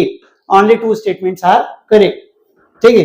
चलिए क्वेश्चन नंबर 30 में आते हैं। क्वेश्चन नंबर 30 को देख लेते हैं। निम्नलिखित कथनों पर विचार कीजिए, ठीक है। कंसीडर द फॉलोइंग स्टेटमेंट्स, ठीक है। यहाँ पर 2 स्टेटमेंट दिए हुए हैं। अखिल भारतीय सेवाओं के निर्माण के लिए एक संवैधानिक संशोधन की आवश्यकता है जिसमें आधे राज्य संशोधन की पुष्टि करते हैं, इनकरेक्ट, ठीक है। The creation of all India services needs a constitutional amendment with half of the states ratifying the amendment. हमको पता है आर्टिकल 312 में जो है वो नई ऑल इंडिया सर्विसेज के क्रिएशन के रिगार्डिंग प्रोसेस दिया हुआ है। इसको क्रिएशन करने का काम कौन करता है, जो काउंसिल ऑफ स्टेट होता है, राज्यसभा होता है, इसके लिए एक विशेष प्रस्ताव पारित करता है। उस रिजोल्यूशन के बेसिस के ऊपर पार्लियामेंट को यह अथॉरिटी होती है कि वो नई ऑल इंडिया सर्विसेज को क्रिएट कर सकते हैं। इसके लिए स्टेट्स के रेटिफिकेशन की कोई रिक्वायरमेंट नहीं होती है। तो फर्स्ट स्टेटमेंट क्या हो गया आपका, इनकरेक्ट हो गया। अखिल भारतीय सेवाएं केंद्र और राज्यों के बीच संघीय संबंधों में संपर्क, सहयोग और समन्वय में महत्वपूर्ण भूमिका निभाती है, करेक्ट है, ठीक है। Second statement, all India services play a significant role in liaison, cooperation and coordination in federal relations between the center and the states, बिल्कुल करेक्ट है। दोनों के बीच में जो अपन लोग देखते हैं कोऑर्डिनेशन, कोऑपरेशन जो है बनाने के लिए ये काम करते हैं, ठीक है। तो आपका फर्स्ट स्टेटमेंट जो है वो इनकरेक्ट है, सेकंड स्टेटमेंट करेक्ट है। आपका क्या हो जाएगा, आंसर डी, ठीक है ना। फर्स्ट स्टेटमेंट आपका इनकरेक्ट है और सेकंड स्टेटमेंट करेक्ट है, यानी कि आंसर हो गया आपका डी। चलिए क्वेश्चन नंबर 31 में आते हैं। क्वेश्चन नंबर 31 को देखते हैं। नीचे दिए गए निम्नलिखित संवैधानिक संशोधनों में से कितने प्रथम अनुसूची में परिवर्तन से संबंधित है, यानी कि यहाँ पर कुछ कॉन्स्टिट्यूशनल अमेंडमेंट दिए हुए हैं, हमको आइडेंटिफाई करना है इनमें से कितने कॉन्स्टिट्यूशनल अमेंडमेंट्स ने, है ना, फर्स्ट शेड्यूल में अमेंडमेंट करने का काम किया है, ठीक है। 7वां संशोधन, 12वां संशोधन, 35वां संशोधन, 100वां संशोधन, ठीक है। तो इनमें से अपन लोग देखें 7th ने नहीं किया, ठीक है, 35th ने नहीं किया और 100 ने नहीं किया, ठीक है। केवल किसने किया, 12th संशोधन है अपना, गोवा, दमन, दीव को जो है वो क्या किया गया था, फर्स्ट शेड्यूल में इंक्लूड किया गया था, ठीक है। 7th अमेंडमेंट के थ्रू जो है वो, है ना, फर्स्ट शेड्यूल में कोई चेंज नहीं हुआ, 12th अमेंडमेंट से हुआ, 35th से नहीं हुआ और 100 से भी नहीं हुआ। ठीक है। 35th अमेंडमेंट हमने देखा था कि सिक्किम को जो है वो क्या किया गया था, संयुक्त राज्य के रूप में क्या किया गया था, भारत का भाग बनाया गया था। इसे आर्टिकल 80 और आर्टिकल 81 में जो है संशोधन किए गए थे। 36th अमेंडमेंट के थ्रू क्या किया गया था, सिक्किम को फुल फ्लेज्ड स्टेट की तरह जो है वो है ना हमारे सिस्टम में इंक्लूड किया गया और फर्स्ट जो है शेड्यूल उसमें संशोधन किया। 16वां अमेंडमेंट जो है वो कैसे, हमने देखा था बांग्लादेश और इंडिया के बीच में जो है कुछ एरिया स्वेपिंग का जो है वो काम हुआ था, तो इससे भी जो है फर्स्ट शेड्यूल में किसी तरीके का अमेंडमेंट नहीं हुआ। तो केवल क्या हो जाएगा, आपका आंसर हो जाएगा ए, केवल एक, यानी कि केवल 12th कॉन्स्टिट्यूशन अमेंडमेंट के थ्रू क्या किया गया है, फर्स्ट शेड्यूल में चेंजेस किए गए हैं। आपका आंसर है ए। चलिए क्वेश्चन नंबर 32 में आते हैं। भारत के संविधान द्वारा स्थापित संघीय व्यवस्था में निम्नलिखित में से कौन से विषय संघ सूची के अंतर्गत आते हैं, यानी कि यहाँ पर कुछ सब्जेक्ट जो है आपको आइडेंटिफाई करना है कि इनमें से कौन से सब्जेक्ट जो है, कौन से मैटर्स जो है वो क्या है, यूनियन लिस्ट के अंतर्गत आते हैं। They are the matter of union list. नागरिकता, बीमा, जनगणना, ठीक है, करेक्ट है। तीनों के तीनों ही जो है वो किसमें आते हैं, यूनियन लिस्ट में आते हैं। सिटीजनशिप स्टेट का सब्जेक्ट है। इंश्योरेंस जो है वो, सॉरी, सिटीजनशिप जो है वो किसका, यूनियन का सब्जेक्ट है। इंश्योरेंस जो है वो है ना यूनियन का सब्जेक्ट है और सेंसस भी यूनियन का सब्जेक्ट है। तो ऑल थ्री जो है वो करेक्ट है। आपका आंसर हो जाएगा डी। चलिए क्वेश्चन नंबर 33 में आते हैं। क्वेश्चन नंबर 33, अल्थिंग, अल्थिंग किसकी राष्ट्रीय संसद है? Althing is the national parliament of Iceland, ठीक है, किसका है, आइसलैंड का। आइसलैंड का जो पार्लियामेंट है उसको हम क्या बोलते हैं, अल्थिंग के नाम से जानते हैं। चलिए क्वेश्चन नंबर 34 में आते हैं। अप नेक्स्ट इंडिया 2023 इवेंट जो हाल ही में खबरों में रहा, किसकी पहल है? Up next India 2023 event which is recently seen in news is an initiative of, ठीक है, अपन लोग देखे एईपीसी, ठीक है, एईपीसी परिधान निर्यात संवर्धन परिषद, ठीक है ना, apparel export promotion council, AEPC ने जो है इस इवेंट को ऑर्गेनाइज किया था। आपका आंसर क्या हो जाएगा, बी। चलिए क्वेश्चन नंबर 35 को देख लेते हैं। क्वेश्चन नंबर 35, निम्नलिखित में से किस मामले में भारत के सर्वोच्च न्यायालय ने माना कि प्रस्तावना संविधान का अभिन्न अंग है? In which of the following cases the supreme court of India held that the preamble is an integral part of the constitution, ठीक है। बेरूबारी यूनियन मामला 1960 इनकरेक्ट है। बेरूबारी यूनियन केस 1960, इसमें तो हम लोगों ने देखा था, इन्होंने बोला था कि भाई ठीक है preamble is not the part of constitution, ठीक है, तो ये नहीं है। केशवानंद भारती मामला 1973 करेक्ट है, ठीक है, Kesavananda Bharati case 1973। LIC of India मामला 1995, ठीक है, एलआईसी ऑफ इंडिया केस 1995, तो केशवानंद 1973 और एलआईसी 1995, इन दोनों केसेस में जो है प्रीएम्बल को क्या किया गया था, integral part of constitution accept किया था, यानी कि आपके जो है वो सेकंड और थर्ड स्टेटमेंट करेक्ट है। आपका आंसर हो जाएगा बी। चलिए क्वेश्चन नंबर 36 में आते हैं, देख लेते हैं। आनुपातिक प्रतिनिधित्व प्रणाली में विधानमंडल में सीटें कैसे आवंटित की जाती है? In a proportional representation electoral system how are seats in the legislative body allocated, ठीक है, प्रोपोर्शनल जैसा कि वर्ड से समझ में आ रहा है, ठीक है, जिसको जितने वोट मिलते हैं उस वोट के अकॉर्डिंग डिसाइड होता है कि उसको कितनी सीट मिलेगी, जिसके जितने वोट उसको उतनी सीट, ठीक है। विजेता सभी लेता है? नहीं, ठीक है, ऐसा नहीं। राजनीतिक दलों द्वारा प्राप्त वोटों के अनुपात के अनुसार, करेक्ट है, अभी जो हम लोगों ने डिस्कस किया, based on winner takes all system, ठीक है, नहीं। According to the proportion of votes received by the political parties, ठीक है, जो पॉलिटिकल पार्टी जितने वोट्स लेंगे उसको उतने सीट्स जो है वो लेजिस्लेचर में मिलेंगे, ठीक है, तो आपका आंसर क्या हो जाएगा, बी। चलिए क्वेश्चन नंबर 37 को देख लेते हैं। भारत के संविधान में संशोधन प्रक्रिया के संबंध में निम्नलिखित कथन पर विचार कीजिए। Consider the following statement regarding the amendment procedure for the constitution of India. अभिव्यक्ति कुल सदस्यता का अर्थ सदन में कुल सदस्यों की संख्या है, चाहे कोई भी कारण हो, चाहे कोई भी सदस्य रिक्त हो या अनुपस्थित हो, ठीक है, करेक्ट है। The expression total membership means the total number of members comprising the house, ठीक है, comprising the house irrespective of whether there are vacancies or absentees on any account, correct है, ठीक है। टोटल स्ट्रेंथ का मतलब क्या है, टोटल स्ट्रेंथ, ठीक है। फिर भले से अपन लोग देखते हैं कि हाउस में किसी तरीके की वैकेंसीज हो, डजंट मैटर, अगर कोई एब्सेंट है तो भी डजंट मैटर, ठीक है। टोटल जो स्ट्रेंथ है, टोटल स्ट्रेंथ मतलब टोटल स्ट्रेंथ, जैसे 550, अब अपन लोग देखते हैं कि है ना house of the people Lok Sabha की कुल जो स्ट्रेंथ है वो कितनी है, 550 है, तो अब भले इसमें कोई उपस्थित नहीं है तो भी 550, ठीक है, और अगर रिक्ति है, ठीक है, कोई सदस्यों की का स्थान रिक्त है तो भी 550। अभिव्यक्ति उपस्थित और मतदान का अर्थ है वे सदस्य जो हाँ या नहीं के लिए मतदान करते हैं या किसी सदस्य द्वारा मतदान से परहेज किया जाता है, ठीक है, इनकरेक्ट है ना। The expression present and voting, ठीक है, मतलब प्रेजेंट एंड वोटिंग का मतलब क्या होता है, means members who vote for a yes और नो और any abstention from voting by the member, abstention नहीं, ठीक है, प्रेजेंट एंड वोटिंग का मतलब क्या है कि जो प्रेजेंट है और वोटिंग कर रहे हैं, भले ही वो यस कर रहे हैं, भले ही वो नहीं कर रहे हैं, लेकिन अगर एब्सटेन करते हैं, ठीक है, तो उसको प्रेजेंट एंड वोटिंग में हम काउंट नहीं करेंगे। प्रेजेंट एंड वोटिंग का मतलब ही ये है कि प्रेजेंट है और वोट कर रहे हैं, ठीक है, या यस बोले या नो बोले, डजेंट मैटर, लेकिन अगर वोट में एब्सटेन कर रहे हैं तो फिर उसको प्रेजेंट एंड वोटिंग में काउंट नहीं करेंगे, ठीक है। यानी कि आपका फर्स्ट स्टेटमेंट करेक्ट है, आपका आंसर हो जाएगा ए। चलिए क्वेश्चन नंबर 38 में आते हैं। भारतीय न्यायपालिका की न्यायिक समीक्षा के बारे में निम्नलिखित कथन में से कौन सा कथन सही है, ठीक है। विच of the following statement is correct about the judicial review of the Indian judiciary. Indian judiciary के जो है वो जुडिशियल रिव्यू के रिगार्डिंग यहाँ कुछ स्टेटमेंट दिया, आपको आइडेंटिफाई करना है कि इनमें से कौन सा सही है, ठीक है, इनमें से कौन सा जो है वो क्या है, करेक्ट है, कौन सा स्टेटमेंट आपको करेक्ट दिखता है। संविधान न्यायिक समीक्षा शब्द को सर्वोच्च न्यायालय की शक्ति के रूप में परिभाषित करता है, जो सरकार के कार्यों की जांच करता है और यह निर्धारित करता है कि संविधान के अनुरूप है या नहीं। The Constitution defines the term judicial review as the power of the Supreme Court to examine the actions of the government and determine whether they are consistent with the Constitution। ठीक है, केवल गवर्नमेंट की activities को नहीं देखता है ये, loss को भी देखता है। केवल भारत का सर्वोच्च न्यायालय ही समीक्षा न्यायालय है, इनकरेक्ट है, ठीक है। Only the supreme court of India is a court of review, ठीक है, ऐसा नहीं है, हाई कोर्ट भी जो है वो रिव्यू कर सकते हैं। भारत में न्यायिक समीक्षा का दायरा संयुक्त राज्य अमेरिका की तुलना में कम है, ठीक है, करेक्ट है। The scope of judicial review in India is narrower than that of the USA, ठीक है, तो ये स्टेटमेंट जो है वो क्या है, करेक्ट है। भारतीय संविधान की 9वीं अनुसूची में शामिल कानूनों को न्यायिक समीक्षा से छूट दी गई, ठीक है, ये भी क्या है, इनकरेक्ट है। The laws included in the 9th schedule of the Indian Constitution are exempt from the judicial review, ठीक है। तो थर्ड हम लोग देखते हैं, क्योंकि हमारे यहाँ पर क्या किया गया है, केवल है ना procedure established of the law की बात की गई है, जबकि यूएसए में अपन लोग देखते हैं कि ड्यू प्रोसेस ऑफ लॉ को जो है इंक्लूड किया गया है, ठीक है। तो ड्यू प्रोसेस ऑफ लॉ जो है वो क्या है, वाइडर एक्सप्रेशन है, इसलिए जो अमेरिका की जुडिशरी है उसका स्कोप जो है वो क्या होता है, वाइडर होता है as compare to the Indian judiciary. चलिए क्वेश्चन नंबर 39 में आते हैं। क्वेश्चन नंबर 39 को देख लेते हैं। निम्नलिखित में से किसने 1950 में भारतीय संसद में निवारक निरोध विधेयक पेश किया था? Who among the following introduced the preventive detention bill in 1950 in the Indian government, Indian parliament, ठीक है। हमको पता है 1950 इस समय पे अपन लोग देखे तो जो होम मिनिस्टर थे वो कौन थे, होम मिनिस्टर हमारे है ना सरदार पटेल थे। उन्होंने एज ए होम मिनिस्टर जो है क्या किया था, इस प्रिवेंटिव डिटेंशन बिल को वहां पर लागू करने का काम किया था, ठीक है। तो आपका क्या आंसर हो जाएगा, सी हो जाएगा। चलिए क्वेश्चन नंबर 40 को देख लेते हैं।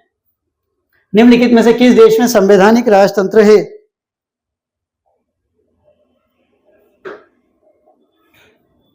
संवैधानिक राजतंत्र, which of the following countries have a constitutional monarchy, ठीक है। कॉन्स्टिट्यूशन मोनार्की यहाँ पर हमको कहां पर देखने को मिलता है, कनाडा, थाईलैंड, नॉर्वे, ठीक है। तीनों ही जगह पर क्या है, कॉन्स्टिट्यूशनल मोनार्की है, कनाडा, थाईलैंड, नॉर्वे, ठीक है। तो आपका आंसर क्या हो जाएगा, day, first, second and third, ठीक है, तीनों आपके आंसर हैं।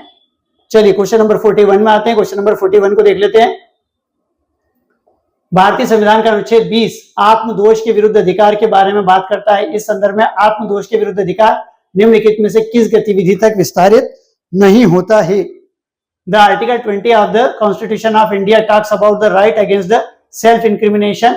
इन this context right against self incrimination does not extend, ठीक है, does not extend to which of the following activities, यानी कि किन एक्टिविटीज के ऊपर जो है वो है ना राइट अगेंस्ट सेल्फ इंक्रिमिनेशन जो है वो इंप्लीमेंट नहीं होता है। कौन कौन सी एक्टिविटीज है, ठीक है। आत्मदोष के, अभियुक्त से डीएनए प्राप्त करना, ठीक है। अगर कोई है ना, अगर कोई अपन लोग देखते हैं कि एक्यूज्ड है तो उससे क्या किया जा सकता है, डीएनए ऑब्टेन किया जा सकता है, इसके अगेंस्ट किसी भी तरीके का प्रोटेक्शन नहीं है। अभियुक्त के आवाज के नमूने, करेक्ट है। Voice samples of the accused, अगर कोई एक्यूज्ड है तो उसका वॉइस सैंपल लिया जा सकता है, इसके लिए मना नहीं किया जा सकता। अभियुक्त के शरीर का अनिवार्य प्रदर्शन, ठीक है, करेक्ट है ये भी। Compulsory exhibition of the body of the accused, ठीक है, उसको भी क्या किया जा सकता है, प्रोड्यूस किया जा सकता है, उसको भी जो है वो आने के लिए बोला जा सकता है, इसके लिए भी। भौतिक वस्तुओं का अनिवार्य उत्पादन, compulsory production of the material objects, ठीक है, करेक्ट है। क्राइम में इंक्लूड अगर कोई फिजिकल ऑब्जेक्ट है, जैसे मान लीजिए मर्डर किया गया है तो जो भी वेपन यूज किया गया है, चाकू, गन वगैरह, ठीक है, तो इन मटेरियल ऑब्जेक्ट को भी क्या करना पड़ेगा, कंपल्सरी प्रोडक्शन करने के लिए किया जा सकता है। तो इनमें से किसी के ऊपर भी जो है आर्टिकल 20 के जो प्रोटेक्शन है वो लागू नहीं होते हैं। आपका आंसर हो जाएगा डी, 1, 2, 3 एंड 4। चलिए क्वेश्चन नंबर 42 को देख लेते हैं। निम्नलिखित में से कौन सा क्वासी क्रिस्टल, चलिए क्वेश्चन नंबर 42, क्वेश्चन नंबर 43 को देखते हैं। निम्नलिखित कथनों पर विचार करें। Consider the following statements. स्वतंत्रता के बाद से भारत में कोई जनमत संग्रह नहीं हुआ है, इनकरेक्ट। ठीक है, there have been no referendum in India since the independence. ठीक है, इनकरेक्ट। हमको पता है जूनागढ़ की जो प्रिंसली स्टेट थी, जूनागढ़ की जो रियासत थी, उसको जनमत संग्रह के माध्यम से, रेफरेंडम के माध्यम से जो है क्या किया गया था, यूनियन में इंक्लूड किया गया था। भारत के संविधान में जनमत संग्रह के पक्ष में या विपक्ष में कोई विशिष्ट प्रावधान नहीं है, करेक्ट है ना। Constitution of India does not have a specific provision for और अगेंस्ट द रेफरेंडम। ठीक है, सेकंड स्टेटमेंट आपका करेक्ट है। कॉन्स्टिट्यूशन ऑफ इंडिया में जो है रेफरेंडम के फेवर में या उसके अगेंस्ट किसी भी तरीके का प्रोविजन हमको देखने को नहीं मिलता है। तो फर्स्ट स्टेटमेंट आपका इनकरेक्ट है, सेकंड आपका करेक्ट है। ठीक है, आपका आंसर हो जाएगा डी। चलिए क्वेश्चन नंबर 44 को लेते हैं। क्वेश्चन नंबर 44, निम्नलिखित में से किस आयु तक मुख्य चुनाव आयुक्त पद पर बने रहते हैं? Till which of the following ages the chief election commissioner holds office? 62 वर्ष, 65 वर्ष, 62 वर्ष या 30 वर्ष की सेवा पूरी कर लेने पर जो भी पहले हो, 65 वर्ष या 5 वर्ष की सेवा पूरी कर लेने पर जो भी पहले हो। ठीक है, तो ये क्या है? 65 years, 62 years, 65 years, 62 years or complete 3 years of services whichever is earlier, 65 years of age or complete 5 years of service whichever is earlier। ठीक है, तो कितना होता है? 65 years होता है। ठीक है ना, 65 years होता है। चलिए क्वेश्चन नंबर 45 को लेते हैं। भाग 4 में शामिल निर्देशों के अलावा संविधान के अन्य भागों में कुछ अन्य निर्देश भी शामिल हैं। इस संदर्भ में निम्नलिखित में से कौन सा निर्देश संविधान के भाग 4 में शामिल नहीं है? ठीक है, इनमें से कौन सा पार्ट 4 में इंक्लूडेड नहीं है? यानी कि यहाँ पर कुछ जो है वो अपन देखते हैं कि डायरेक्टिव्स दिए हुए हैं। ये डायरेक्टिव्स, इनमें से कौन से डायरेक्टिव्स ऐसे हैं जो पार्ट 4 में इंक्लूडेड नहीं है? Other parts of the constitution में ये दिए हुए हैं।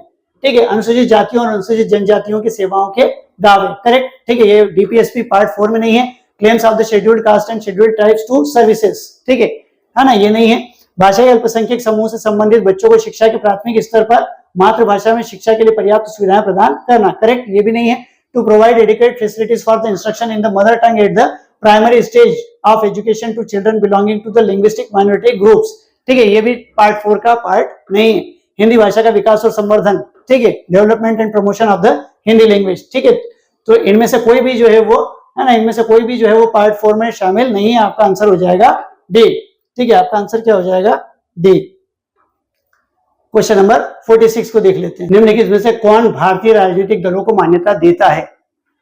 Who among the following give recognition to the Indian political parties? ठीक है, हमको पता है इलेक्शन कमीशन जो है, इलेक्शन कमीशन पॉलिटिकल पार्टीज को रिकॉग्नाइज करने का काम करता है। आपका आंसर हो जाएगा D.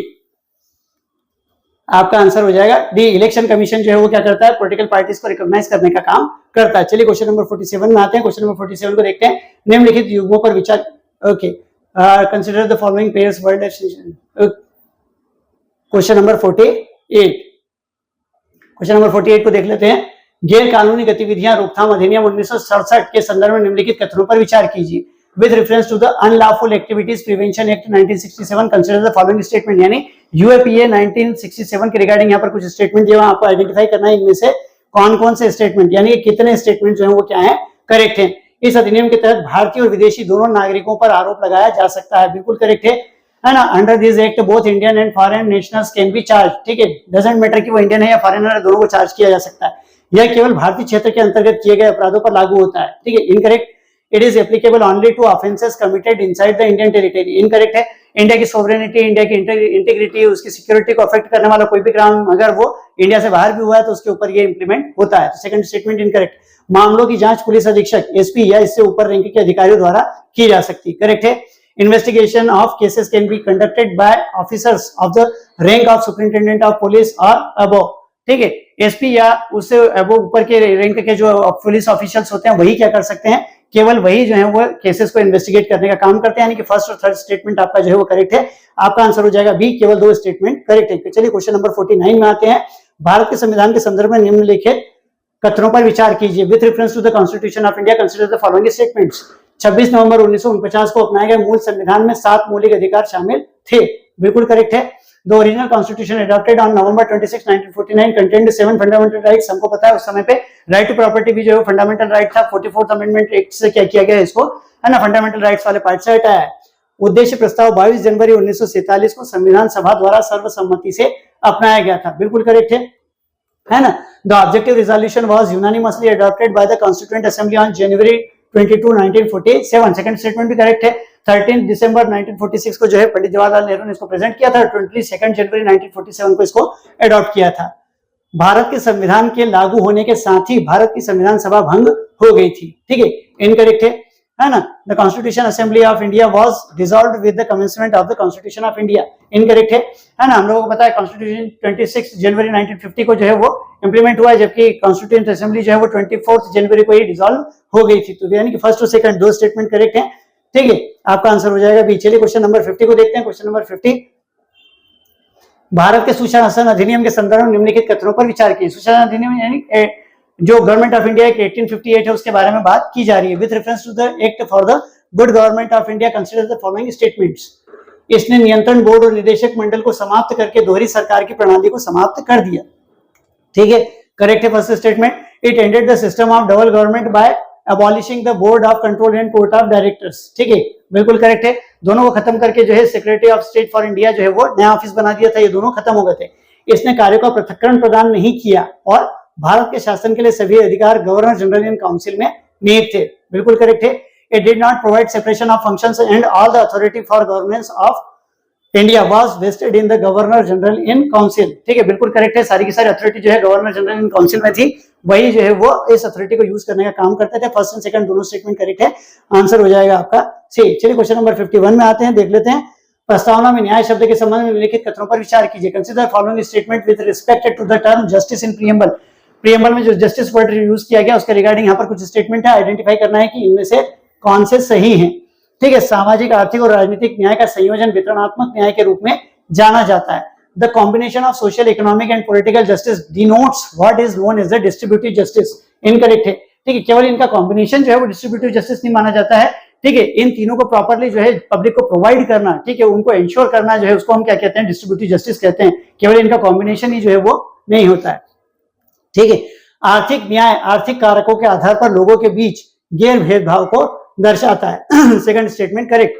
Economic justice denotes the non discrimination between the people based on the economic factors. Economic factors के बेसिस पे लोगों के बीच में डिस्क्रिमिनेट नहीं करना, it is called economic justice. ठीक है, तो सेकंड स्टेटमेंट करेक्ट है, आपका आंसर हो जाएगा B.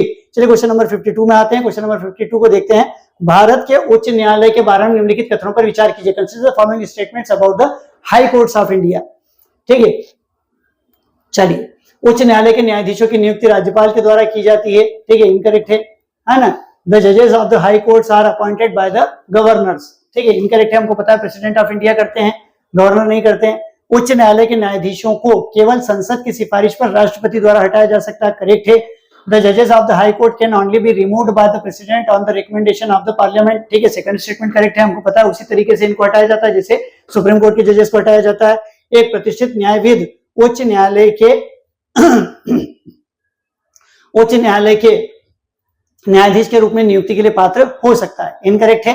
N eminent jurist can be eligible for appointment as a जज ऑफ द हाई कोर्ट। ठीक है, इनकरेक्ट है। एक एमिनेंट जूरिस्ट जो है वो क्या हो सकता है, सुप्रीम कोर्ट में जज अपॉइंट हो सकता है, लेकिन हाई कोर्ट में इस तरीके का कोई प्रोविजन दिया हुआ नहीं है। यानी कि केवल आपका सेकंड स्टेटमेंट करेक्ट है, आपका आंसर हो जाएगा ए। चलिए क्वेश्चन नंबर 53 में आते हैं। अनुच्छेद 51A 51A के अंतर्गत मौलिक कर्तव्य के संबंध में निम्नलिखित कथनों पर विचार कीजिए। यानी कि यहाँ पर आर्टिकल 51A में दिए हुए जो फंडामेंटल ड्यूटीज है उसके रिगार्डिंग स्टेटमेंट दिए हुए, हमको आइडेंटिफाई करना है इनमें से सही करेक्ट, यानी कि कितने जो स्टेटमेंट है वो करेक्ट है। वे संयुक्त राज्य अमेरिका के संविधान से प्रेरित हैं। ठीक है, इनकरेक्ट है। हमको पता है they are inspired by the constitution of the United States of America. हमको पता है यूएसए से नहीं है, यूएसएसआर से है। वे संविधान की व्याख्या में सहायता के रूप में कार्य करते हैं, ये करेक्ट है। They serve as an aid in the interpretation of the constitution. ठीक है, इंटरप्रिटेशन ऑफ कॉन्स्टिट्यूशन में सीधी सी बात है कि वो है ना हेल्प करते हैं। यदि किसी कानून का उद्देश्य मौलिक कर्तव्यों को प्रभावी करना है तो ऐसे कानून को अनुच्छेद 14 के संबंध में उचित माना जा सकता है, ये भी करेक्ट है। If any law is intended to give effect to fundamental duties such a law can be considered reasonable in relation to the article 14। ठीक है, अगर मान लीजिए कोई लॉ बनाया गया है जिसका इंटेंशन, जिसका ऑब्जेक्टिव जो है वो क्या करना है, किसी फंडामेंटल ड्यूटी को जो है वो इंप्लीमेंट करना है, तो आर्टिकल 14 और 19 के अगेंस्ट उसको जो है वो इनवैलिड या वाइड नहीं माना जाएगा। ठीक है, तो सेकंड और थर्ड स्टेटमेंट जो है वो आपके करेक्ट है, यानी कि आपका आंसर क्या हो जाएगा बी, केवल 2। ठीक है, क्वेश्चन नंबर 54। निम्नलिखित कथनों पर विचार करें। Consider the following statement. Bharat और बांग्लादेश के बीच क्षेत्रों के आदान प्रदान को लागू करने के लिए 100वां संविधान संशोधन अधिनियम पारित किया गया था। बिल्कुल करेक्ट है। अभी हम लोगों ने डिस्कस किया था 100th कॉन्स्टिट्यूशन अमेंडमेंट जो है वो क्या के लिए किया गया था, स्वेपिंग ऑफ एरियाज, ठीक है ना, स्वेपिंग ऑफ एरियाज किया गया था। The 100th constitutional amendment was passed to enforce the exchange of territories between India and the Bangladesh. Correct है फर्स्ट स्टेटमेंट। ऐसे विवादों को हल करने के लिए भारतीय संविधान का अनुच्छेद 368 के तहत एक संवैधानिक संशोधन का प्रावधान करता है, ठीक है। इनकरेक्ट है, अनुच्छेद 3 में इसके रिगार्डिंग कोई प्रोविजन नहीं है। To resolve such disputes article 3 of the Indian constitution provides for a constitutional amendment under the article 368, ठीक है। ऐसा कोई नहीं है, ठीक है, ऐसा कोई प्रोविजन आर्टिकल 3 के अंतर्गत नहीं किया गया है, ठीक है ना। यहां पर अपन लोग देखते हैं कि फर्स्ट स्टेटमेंट आपका करेक्ट है, सेकंड स्टेटमेंट इनकरेक्ट है, यानी कि आपका आंसर क्या होना चाहिए, सी। फर्स्ट स्टेटमेंट करेक्ट है, सेकंड इनकरेक्ट है। चलिए क्वेश्चन नंबर 55 में आते हैं। ब्रिटिश और भारतीय संसदीय प्रणाली के संदर्भ में निम्नलिखित कथनों पर विचार कीजिए। With reference to the British and Indian parliamentary system consider the following statements, ठीक है। कितने कथन सही है, यानी कि आइडेंटिफाई करना है कि ब्रिटिश और इंडियन पार्लियामेंट्री सिस्टम के रिगार्डिंग कुछ स्टेटमेंट दिए हुए, आइडेंटिफाई करना है कि इनमें से कितने जो सिस्टम कितने जो स्टेटमेंट्स है वो करेक्ट है। ब्रिटिश संसदीय प्रणाली संसद की संप्रभुता के सिद्धांत पर आधारित है, करेक्ट है। British parliamentary system is based on the doctrine of the sovereignty of the parliament, बिल्कुल करेक्ट है। वहां पर पार्लियामेंट की सोवरेनिटी है, वहां पर जुडिशरी किसी भी तरीके से इंटरफेयर नहीं कर सकती, लेकिन हमारे यहाँ पर नहीं है। इस तरीके की पार्लियामेंट की सोवरेनिटी हमको देखने को नहीं मिलती। ब्रिटेन के विपरीत भारत में एक व्यक्ति जो संसद का सदस्य नहीं है उसे भी मंत्री नियुक्त किया जा सकता है, बिल्कुल करेक्ट है ना। Unlike Britain, in India a person who is not a member of parliament can also be appointed as minister, ठीक है, बिल्कुल सही। पता है अपन लोगों को, अगर कोई इंडिविजुअल है ना पार्लियामेंट का मेंबर नहीं है, दोनों हाउसेस में से किसी का भी मेंबर नहीं है, तब भी उसको क्या किया जा सकता है ना, मिनिस्टर अपॉइंट किया जा सकता है, बट विद इन 6 मंथ उसको जो है वो मेंबर बनना होता है। ब्रिटेन के विपरीत भारत में मंत्रियों को राज्य के प्रमुख के आधिकारिक कृत्यों पर हस्ताक्षर करने की आवश्यकता होती है, इनकरेक्ट है। Unlike Britain, in India ministers are required to countersign the official act of the head of the state, incorrect है। हमको पता है कि ऑफिशियल एक्ट जो होते हैं हेड ऑफ द स्टेट के, उनको काउंटर साइन कौन करते हैं, सेक्रेटरीज करते हैं, हमारे यहाँ पर मिनिस्टर्स नहीं करते हैं, ठीक है। तो थर्ड स्टेटमेंट जो है वो क्या हो गया, इनकरेक्ट। फर्स्ट और सेकंड दो स्टेटमेंट करेक्ट है, आपका आंसर हो जाएगा बी। चलिए क्वेश्चन नंबर 56 में आते हैं। ग्राम पंचायतों की आय के विभिन्न स्रोतों में से निम्नलिखित में से कौन सा एक स्रोत है, आयकर, बिक्री कर, व्यवसायिक कर, शुल्क लगाना, ठीक है, शुल्क लगाना, ठीक है, यानी कि किसी प्रकार की फीस चार्ज करना जो है ये किसके है ना, ग्राम पंचायत के अंतर्गत आता है। ग्राम पंचायत को जो है फीस इस तरीके की लगा सकते हैं। Of the various sources of the income to the gram panchayat, which of the following is the one source? Income tax नहीं है, सेल टैक्स नहीं, प्रोफेशनल टैक्स नहीं है, लेवी ड्यूटीज, ठीक है, ड्यूटीज लगाने के अथॉरिटीज, ठीक है। तो आंसर हो गया डी। क्वेश्चन नंबर 57 में आते हैं। निम्नलिखित में से कौन सर्वोच्च न्यायालय के न्यायाधीशों की नियुक्ति करता है, ठीक है। Who among the following appoints the judges of the Supreme Court? हमको पता है जजेस ऑफ द सुप्रीम कोर्ट के अपॉइंटमेंट कौन करते हैं, प्रेसिडेंट ऑफ इंडिया करते हैं। किसकी रिकमेंडेशन पे करते हैं, कॉलेजियम की रिकमेंडेशन पर करते हैं, ठीक है। केंद्रीय मंत्रिमंडल की सलाह पर प्रधानमंत्री नहीं, इनकरेक्ट है। भारत के मुख्य न्यायाधीश के परामर्श से राष्ट्रपति, ठीक है, करेक्ट है। मुख्य न्यायाधीश के प्रधानमंत्री नहीं है, भारत के विधिया, ठीक है, यानी कि कौन करेगा, भारत के मुख्य न्यायाधीश के परामर्श से राष्ट्रपति। The prime minister on the advice of the union cabinet नहीं करते हैं। The president in consultation with the chief justice of India, ठीक है, करेक्ट है। चीफ जस्टिस ऑफ इंडिया जो कि क्या करते हैं, कॉलेजियम की जो रिकमेंडेशन है उसको रिप्रेजेंट करने का काम करते हैं। The prime minister in consultation with the chief justice, ठीक है, इनकरेक्ट है। The president in consultation with the law commission, ठीक है, तो आपका आंसर क्या हो जाएगा, बी। चलिए 57 का आपका हो गया बी। क्वेश्चन नंबर 58 को देखते हैं। भारत का पहला गवर्नर जनरल कौन था, ठीक है, हम लोगों को पता ही है। Who was the first governor general of India, William Bentinck, 1833, ठीक है, आपका आंसर हो जाएगा बी, ठीक है। Question number 59। म्यूनिक सुरक्षा सम्मेलन के संबंध में निम्नलिखित कथनों पर विचार कीजिए। Consider the following statements regarding the Munich security conference. यह 2022 में यूक्रेन पर रूसी आक्रमण की प्रतिक्रिया में जर्मनी की एक पहल थी, ठीक है, इनकरेक्ट है। It was an initiative of Germany in 2022 in reaction to Russian invasion of Ukraine, incorrect. सम्मेलन केवल सैन्य मुद्दों पर केंद्रित है, ये भी क्या है, इनकरेक्ट है। The conference is only focused on the military issues, incorrect है। 1969 में जो है अपन लोग देखते हैं कि ये है ना म्यूनिक सिक्योरिटी कॉन्फ्रेंस जो है वो आया था, ठीक है, और ये केवल क्या है, मिलिट्री इश्यूज के ऊपर कंसर्न नहीं है, ये है ना जो कंट्रीज है उनके बीच में जो है प्रॉपर कोऑर्डिनेशन इंश्योर करने की भी बात करता है। तो आपका क्या आंसर हो जाएगा, D. Neither one not two, दोनों में से कोई सा भी करेक्ट नहीं है। क्वेश्चन नंबर 60 में आ जाते हैं। क्वेश्चन नंबर 60 को देखें। निम्नलिखित कथनों पर विचार कीजिए। Consider the following statement. संयुक्त राज्य अमेरिका में एक व्यक्ति न केवल देश का नागरिक होता है बल्कि उस विशेष राज्य का भी नागरिक होता है जिससे वह संबंधित है। चलिए फर्स्ट स्टेटमेंट करेक्ट है, हम लोगों को पता है कि वहां पर क्या है, ड्यूअल सिटीजनशिप है। हमने देखा अमेरिका में क्या होता है, एक इंडिविजुअल जो है वो क्या होता है, यूएसए का सिटीजन होने के साथ साथ उस पर्टिकुलर स्टेट का भी सिटीजन होता है जहां पर वो रह रहा होता है। A person is not only a citizen of the country but also of the particular state to which he belongs. ठीक है, करेक्ट है। सभी संघीय देशों में दोहरी नागरिकता की व्यवस्था है। सभी संघीय देशों में दोहरी नागरिकता की व्यवस्था है। ठीक है, ये स्टेटमेंट आपका इनकरेक्ट है। हम लोगों को बताया कि हमारे यहाँ भी फेडरल सिस्टम है, लेकिन फिर भी हमारे यहाँ पर ड्यूअल सिटीजनशिप नहीं है, हमारे यहाँ पर सिंगल सिटीजनशिप हमको देखने को मिलती है। All federal countries have a system of double citizenship. ठीक है, यानी कि आपका फर्स्ट स्टेटमेंट करेक्ट है, सेकंड स्टेटमेंट आपका इनकरेक्ट है, आपका आंसर हो जाएगा सी। ठीक है ना, चलिए क्वेश्चन नंबर 61 में आते हैं। भारतीय संविधान में नागरिकता के प्रावधानों के संबंध में निम्नलिखित कथनों पर विचार कीजिए। Consider the following statements regarding the citizenship provisions in the Indian constitution. ठीक है, इंडियन कॉन्स्टिट्यूशन में सिटीजनशिप के रिगार्डिंग यहाँ पर जो प्रोविजंस दिए हुए हैं उनमें से हमको आइडेंटिफाई करना है कि कौन से जो स्टेटमेंट्स हैं वो करेक्ट हैं। भारतीय संविधान का भाग 3 नागरिकता के पहलुओं से संबंधित है, इनकरेक्ट है। ठीक है, part 3 of the Indian constitution deals with the citizen aspect in India, हमको पता है पार्ट 2 है। ठीक है, पार्ट 2 में ठीक है आर्टिकल 5 से लेकर के आर्टिकल 11 तक के प्रोविजंस जो है वहां पर हम लोगों ने सिटीजनशिप के रिगार्डिंग बात की है। संविधान उन व्यक्तियों की पहचान करता है जो इसके प्रारंभ होने यानी कि 26 जनवरी 1950 को भारतीय नागरिक बन गए, correct. Constitution identifies the persons who became citizens of India at its commencement that is on January 26, 1950। ठीक है, तो हम लोगों को पता है कि कॉन्स्टिट्यूशन में केवल उन लोगों की सिटीजनशिप के रिगार्डिंग प्रोविजन दिया हुआ है, ठीक है, जो 26 जनवरी 1955 यानी कि कमेंसमेंट डेट के ऊपर जो है वो इंडिया के सिटीजन माने जाएंगे, इंडिया की सिटीजनशिप उनको दी जाएगी। इसके बाद जो भी लोग हैं उनके लिए हम लोगों को पता है कि ना क्या है ना, इंडियन सिटीजनशिप एक्ट 1955 के थ्रू जो है उनकी सिटीजनशिप जो है रेगुलेट होती है। ठीक है, तो सेकंड स्टेटमेंट आपका करेक्ट आंसर हो जाएगा बी, फर्स्ट स्टेटमेंट इनकरेक्ट है। चलिए क्वेश्चन नंबर 62 को देख लेते हैं। निम्नलिखित देशों पर विचार कीजिए। कंसीडर द फॉलोइंग कंट्रीज, रूस, कजाकिस्तान, आर्मेनिया, उज्बेकिस्तान, बेलारूस। उपयुक्त देशों में से कितने देश सामूहिक सुरक्षा संधि सीएसटीओ के सदस्य हैं? ठीक है, रूस, कजाकिस्तान, आर्मेनिया, उज्बेकिस्तान। ठीक है, उज्बेकिस्तान जो है इसका केवल मेंबर नहीं है। Consider the following countries, Russia, Kazakhstan, Armenia, Uzbekistan, Belarus. How many of the above mentioned countries are members of the collective security treaty organisation CSTO? ठीक है, उज्बेकिस्तान जो है मेंबर नहीं है, बाकी सारे जो है उसके मेंबर्स है। 2002 में ये बना था टू काउंटर द नाटो। ठीक है, तो यहाँ पर अगर अपन लोग देखें तो कितने, 4। ठीक है, 4 जो है यानी कि रूस, कजाकिस्तान, आर्मेनिया और बेलारूस। ठीक है, उज्बेकिस्तान इसका मेंबर नहीं है, आपका आंसर हो जाएगा सी। चलिए क्वेश्चन नंबर 63 में आते हैं। राष्ट्रीय जनसंख्या रजिस्टर के संबंध में निम्नलिखित कथनों पर विचार कीजिए। Consider following statements regarding the national population register. National population register के रिगार्डिंग यहाँ पर स्टेटमेंट है, आपको आइडेंटिफाई करना है कि इनमें से कौन से स्टेटमेंट जो है वो करेक्ट है। भारत के प्रत्येक सामान्य निवासी के लिए एनपीआर में पंजीकरण कराना अनिवार्य है, बिल्कुल करेक्ट है।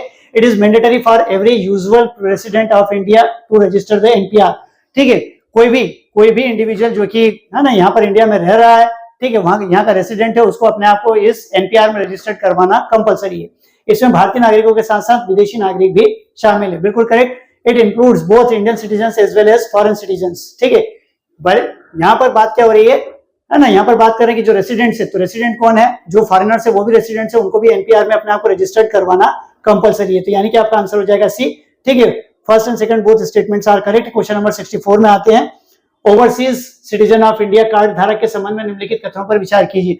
ओवरसीज सिटीजन ऑफ इंडिया जो है उनके रिगार्डिंग यहाँ पर कुछ स्टेटमेंट दिए हुए हैं, आपको आइडेंटिफाई करना है कि इनमें से कितने जो है वो करेक्ट हैं, है ना, कितने स्टेटमेंट्स करेक्ट हैं।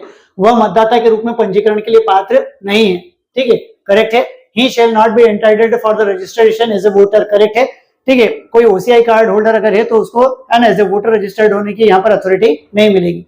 वह सार्वजनिक रोजगार के मामलों में अवसर की समानता के अधिकार का हकदार नहीं होगा। ठीक है, ये भी क्या है, करेक्ट है। He shall not be entitled to the right to equality of opportunity in matters of the public employment. ठीक है, ये भी करेक्ट है। आर्टिकल 16 में जो राइट दिया हुआ है, ठीक है, वो केवल किसको मिलता है, सिटीजन को मिलता है, हम लोगों को पता है। ठीक है, तो ओसीआई कार्ड होल्डर अगर है तो वो आर्टिकल 16 के राइट का जो है वो क्लेम नहीं कर सकता, ये स्टेटमेंट भी करेक्ट है। वह राज्यसभा के सदस्य के रूप में मनोनीत होने का पात्र होगा, इनकरेक्ट है। ठीक है, he shall be eligible to nominated as a member of Rajya Sabha, incorrect है।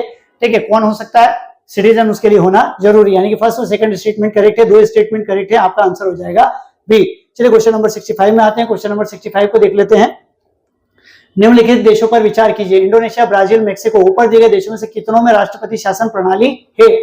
ठीक है, इंडोनेशिया, ब्राजील एंड मेक्सिको, सभी जगह पर क्या है, प्रेसिडेंशियल फॉर्म ऑफ गवर्नमेंट हमको देखने को मिलता है, सभी 3। ठीक है, consider the following countries, Indonesia, Brazil, Mexico, how many of the countries given above have a presidential form of government. ठीक है, तो तीनों, इंडोनेशिया, ब्राजील और मेक्सिको। ठीक है, ऑल 3, आंसर क्या हो जाएगा आपका सी। क्वेश्चन नंबर 66 में आते हैं। भारत में नागरिकता अधिकारों के संदर्भ में असम समझौते के बारे में निम्नलिखित कथनों पर विचार कीजिए। इन the context of the citizenship rights in India consider the following statements regarding the Assam accord. Assam accord जो हुआ था, ठीक है, 1985 में, ठीक है, उस 1985 के असम अकॉर्ड के बारे में यहाँ पर स्टेटमेंट दिए हुए हैं, आपको देखना है कि कौन से स्टेटमेंट जो है वो करेक्ट है।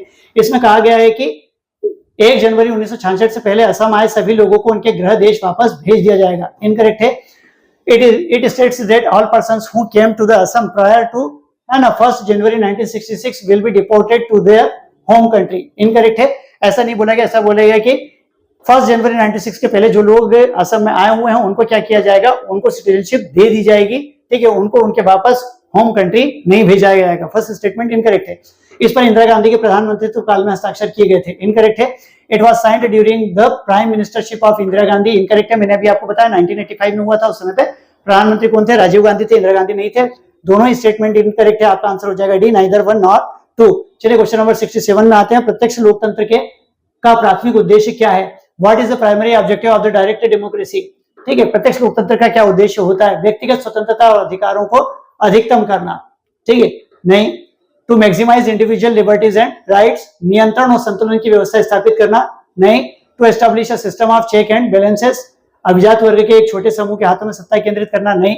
To concentrate power in the hands of small group of elites, लोकप्रिय वोटों के माध्यम से नागरिकों को सीधे निर्णय लेने में शामिल करना। बिल्कुल करेक्ट है। To involve citizens directly in the decision making through popular votes. ठीक है, हमको पता है डेमोक्रेसी में सबसे इंपॉर्टेंट चीज क्या होता है, पब्लिक पार्टिसिपेशन। ठीक है, पब्लिक पार्टिसिपेशन। तो डायरेक्ट डेमोक्रेसी में क्या होता है, डायरेक्ट डेमोक्रेसी में ये, ठीक है, सिटीजंस को डायरेक्टली जो है डिसीजन मेकिंग में पार्टिसिपेट करने के लिए जो है वो है ना, इस सिस्टम को लाया जाता है। तो 67 का आंसर हो जाएगा आपका डी। चलिए क्वेश्चन नंबर 68 में आते हैं। क्वेश्चन नंबर 68 को देख लेते हैं। यदि कोई न्यायालय प्राकृतिक न्याय के सिद्धांतों का उल्लंघन करता है तो यह उच्च न्यायालयों द्वारा दी जाने वाली सबसे उपयुक्त रिट है। ठीक है, if a court violates the principle of natural justice then it is the most suitable writ to be granted by the superior courts. यह विधायी निकायों और निजी व्यक्तियों या निकायों के खिलाफ उपलब्ध नहीं है। निम्नलिखित में से किस रिट का वर्णन ऊपर दिए गए गद्यांश द्वारा किया गया है? ठीक है, को वारंटो यानी कि अधिकार पक्षा, अधिकार पक्षा नहीं है। ठीक है, सरशरी, ठीक है, हेबियस कॉर्पस, परमादेश। ठीक है, सरशरी यानी कि ये क्या है, उत्प्रेषण। ठीक है, उत्प्रेषण। हेबियस कॉर्पस यानी कि बंदी प्रत्यक्षीकरण, और परमादेश यानी कि है ना मैंडेमस। तो इसमें से कौन है, सरशरी। ठीक है, यानी कि उत्प्रेषण। ठीक है, if a court violates the principle of natural justice then it is the most suitable writ to be granted by the superior courts. It is not available against the legislative bodies and private individuals or bodies. Which of the following writ has been described by the passage given above? को warrant तो हम लोगों को पता है, illegal capturing of any public office, उसके against available होता है। हेबियस कॉर्पस जो अपन लोग देखते हैं कि इलीगल डिटेंशन के अगेंस्ट होता है। मैंडेमस जो है वो क्या होता है, किसी है ना किसी काम को करने के लिए इशू किया जाता है। ठीक है, तो हमारा करेक्ट आंसर जो होगा वो क्या होगा, सरशरी होगा। ठीक है, सरशरी, क्योंकि है ना सरशरी अगर मान लीजिए कि कोई नेचुरल जस्टिस के प्रिंसिपल का वायलेशन करते हुए उसने अगर कोई डिसीजन दिया है, ठीक है, तो उसको रोकने के लिए सरशरी का यूज किया जाता है। तो आपका आंसर क्या हो जाएगा, बी। क्वेश्चन नंबर 69 को देख लेते हैं। क्वेश्चन नंबर 69, निम्नलिखित कथनों पर विचार कीजिए। संविधान सभा द्वारा प्रस्तावना को तब अधिनियमित किया गया जब संविधान का शेष भाग पहले ही अधिनियमित हो चुका था। बिल्कुल करेक्ट है। ठीक है, preamble was enacted by the constituent assembly after the rest of the constitution was already enacted. ठीक है, पहले पूरे कॉन्स्टिट्यूशन को इनेक्ट किया गया, उसके बाद फिर क्या किया, प्रीएम्बल को इनेक्ट करने का काम किया गया। संविधान में अंत में प्रस्तावना को यह सुनिश्चित करने के लिए डाला गया था कि यह संविधान सभा द्वारा अपनाए गए संविधान के अनुरूप हो। बिल्कुल करेक्ट है। The preamble inserted in the constitution at the end was to ensure that it was in conformity with the constitution as adopted by the constituent assembly। ठीक है, दोनों करेक्ट हैं। ठीक है, फर्स्ट एंड सेकंड दोनों correct है। Second first का सही एक्सप्लेनेशन भी है। आपका आंसर क्या बन जाएगा, ए। चलिए क्वेश्चन नंबर 70 में आते हैं। क्वेश्चन नंबर 70 को देख लेते हैं। उच्च न्यायालयों में न्यायाधीशों की नियुक्ति के बारे में निम्नलिखित में से कौन सा कथन सही है? ठीक है, विच of the following statement is correct about the appointment of जजेस इन हाई कोर्ट्स? ठीक है, कोरम की कमी के दौरान तदर्थ न्यायाधीशों की नियुक्ति भारत के राष्ट्रपति द्वारा की जा सकती है, ठीक है, इनकरेक्ट है ना। एड हॉक जजेस during the lack of the quorum can be appointed by the president of India, ठीक है, इनकरेक्ट है। सेवानिवृत्त न्यायाधीशों की नियुक्ति भारत के राष्ट्रपति द्वारा अस्थायी रूप से की जाती है, ठीक है, ये भी क्या है, इनकरेक्ट है। रिटायर्ड जजेस can be appointed, high court की बात हो रही है ना, रिटायर्ड जजेस can be appointed temporarily bye the president of India, ठीक है, इनकरेक्ट। अतिरिक्त न्यायाधीशों की नियुक्ति भारत के राष्ट्रपति द्वारा की जा सकती है, ये करेक्ट है। एडिशनल जजेस can be appointed by the president of India, ठीक है, ये करेक्ट है। एडिशनल जजेस अगर हाई कोर्ट में अपॉइंट करने तो उनकी अपॉइंटमेंट कौन करता है, प्रेसिडेंट ऑफ इंडिया करता है। कार्यवाहक न्यायाधीशों की नियुक्ति विशेष उच्च न्यायालय के मुख्य न्यायाधीश द्वारा की जा सकती है, ठीक है, इनकरेक्ट है। एक्टिंग जजेस can be appointed by the chief justice of the particular high court, ठीक है, यानी कि आपका आंसर हो जाएगा सी। क्वेश्चन नंबर 71 को देख लेते हैं। क्वेश्चन नंबर 71, भारतीय संविधान के अनुच्छेद 16 के संदर्भ में निम्नलिखित कथनों पर विचार कीजिए, यानी कि आर्टिकल 16 के रिगार्डिंग यहाँ पर कुछ स्टेटमेंट दिए हुए हैं, आपको आइडेंटिफाई करना है कि इनमें से कितने कथन सही है, यानी कि how many statements are correct, ठीक है। आर्टिकल 16 के रिगार्डिंग है, यह राज्य और निजी व्यक्तियों दोनों के द्वारा भेदभाव को प्रतिबंधित करता है, ठीक है, इनकरेक्ट है। ये केवल काय के लिए है, पब्लिक एम्प्लॉयमेंट के लिए है, ठीक है, ये है ना इंडिविजुअल के अगेंस्ट अवेलेबल नहीं है। It prohibits the discrimination both by the state and the private individuals, state के अगेंस्ट तो है, प्राइवेट के अगेंस्ट नहीं है। संसद किसी राज्य या केंद्र शासित प्रदेश में रोजगार या नियुक्ति के लिए निवास को शर्त के रूप में निर्धारित नहीं कर सकता है, इनकरेक्ट है। संसद को अधिकार है वो निवास के रूप में जो है किसी शर्त को, डोमिसाइल की जो है वो कंडीशन लगा सकता है, पार्लियामेंट को यह अथॉरिटी होती है। Parliament cannot prescribe residence as a condition for employment or appointment in a state or union territory, ठीक है, इनकरेक्ट है, हमको पता है ना। अभी हम लोगों ने जैसे देखा कि डोमिसाइल का जो है कंडीशन लगाया जा सकता है, पार्लियामेंट के पास अथॉरिटी होती है, स्टेट नहीं लगा सकता, स्टेट लेजिस्लेचर नहीं लगा सकता, पार्लियामेंट लगा सकता है। तो सेकंड स्टेटमेंट इनकरेक्ट। न्यायालय आरक्षण या पदोन्नति प्रदान करने के लिए परमादेश जारी नहीं कर सकता, करेक्ट है। The court cannot issue the mandamus to provide reservation or promotion, reservation या प्रमोशन प्रोवाइड करने के लिए जो है अपन लोग देखते हैं कि है ना मैंडेमस इश्यू नहीं किया जा सकता, यानी कि केवल एक स्टेटमेंट करेक्ट है, थर्ड वाला, बाकी इनकरेक्ट है, आपका आंसर हो जाएगा ये। चलिए क्वेश्चन नंबर 72 में आते हैं। किस तारीख को संविधान सभा ने भारत के राष्ट्रीय ध्वज को अपनाया था? 22 जुलाई 1947। On which date India's constituent assembly adopted the national flag of India, ठीक है, यानी कि 22 जुलाई 1947 आपका आंसर हो जाएगा सी। चलिए क्वेश्चन नंबर 73 में आते हैं। क्वेश्चन नंबर 73 को देख लेते हैं।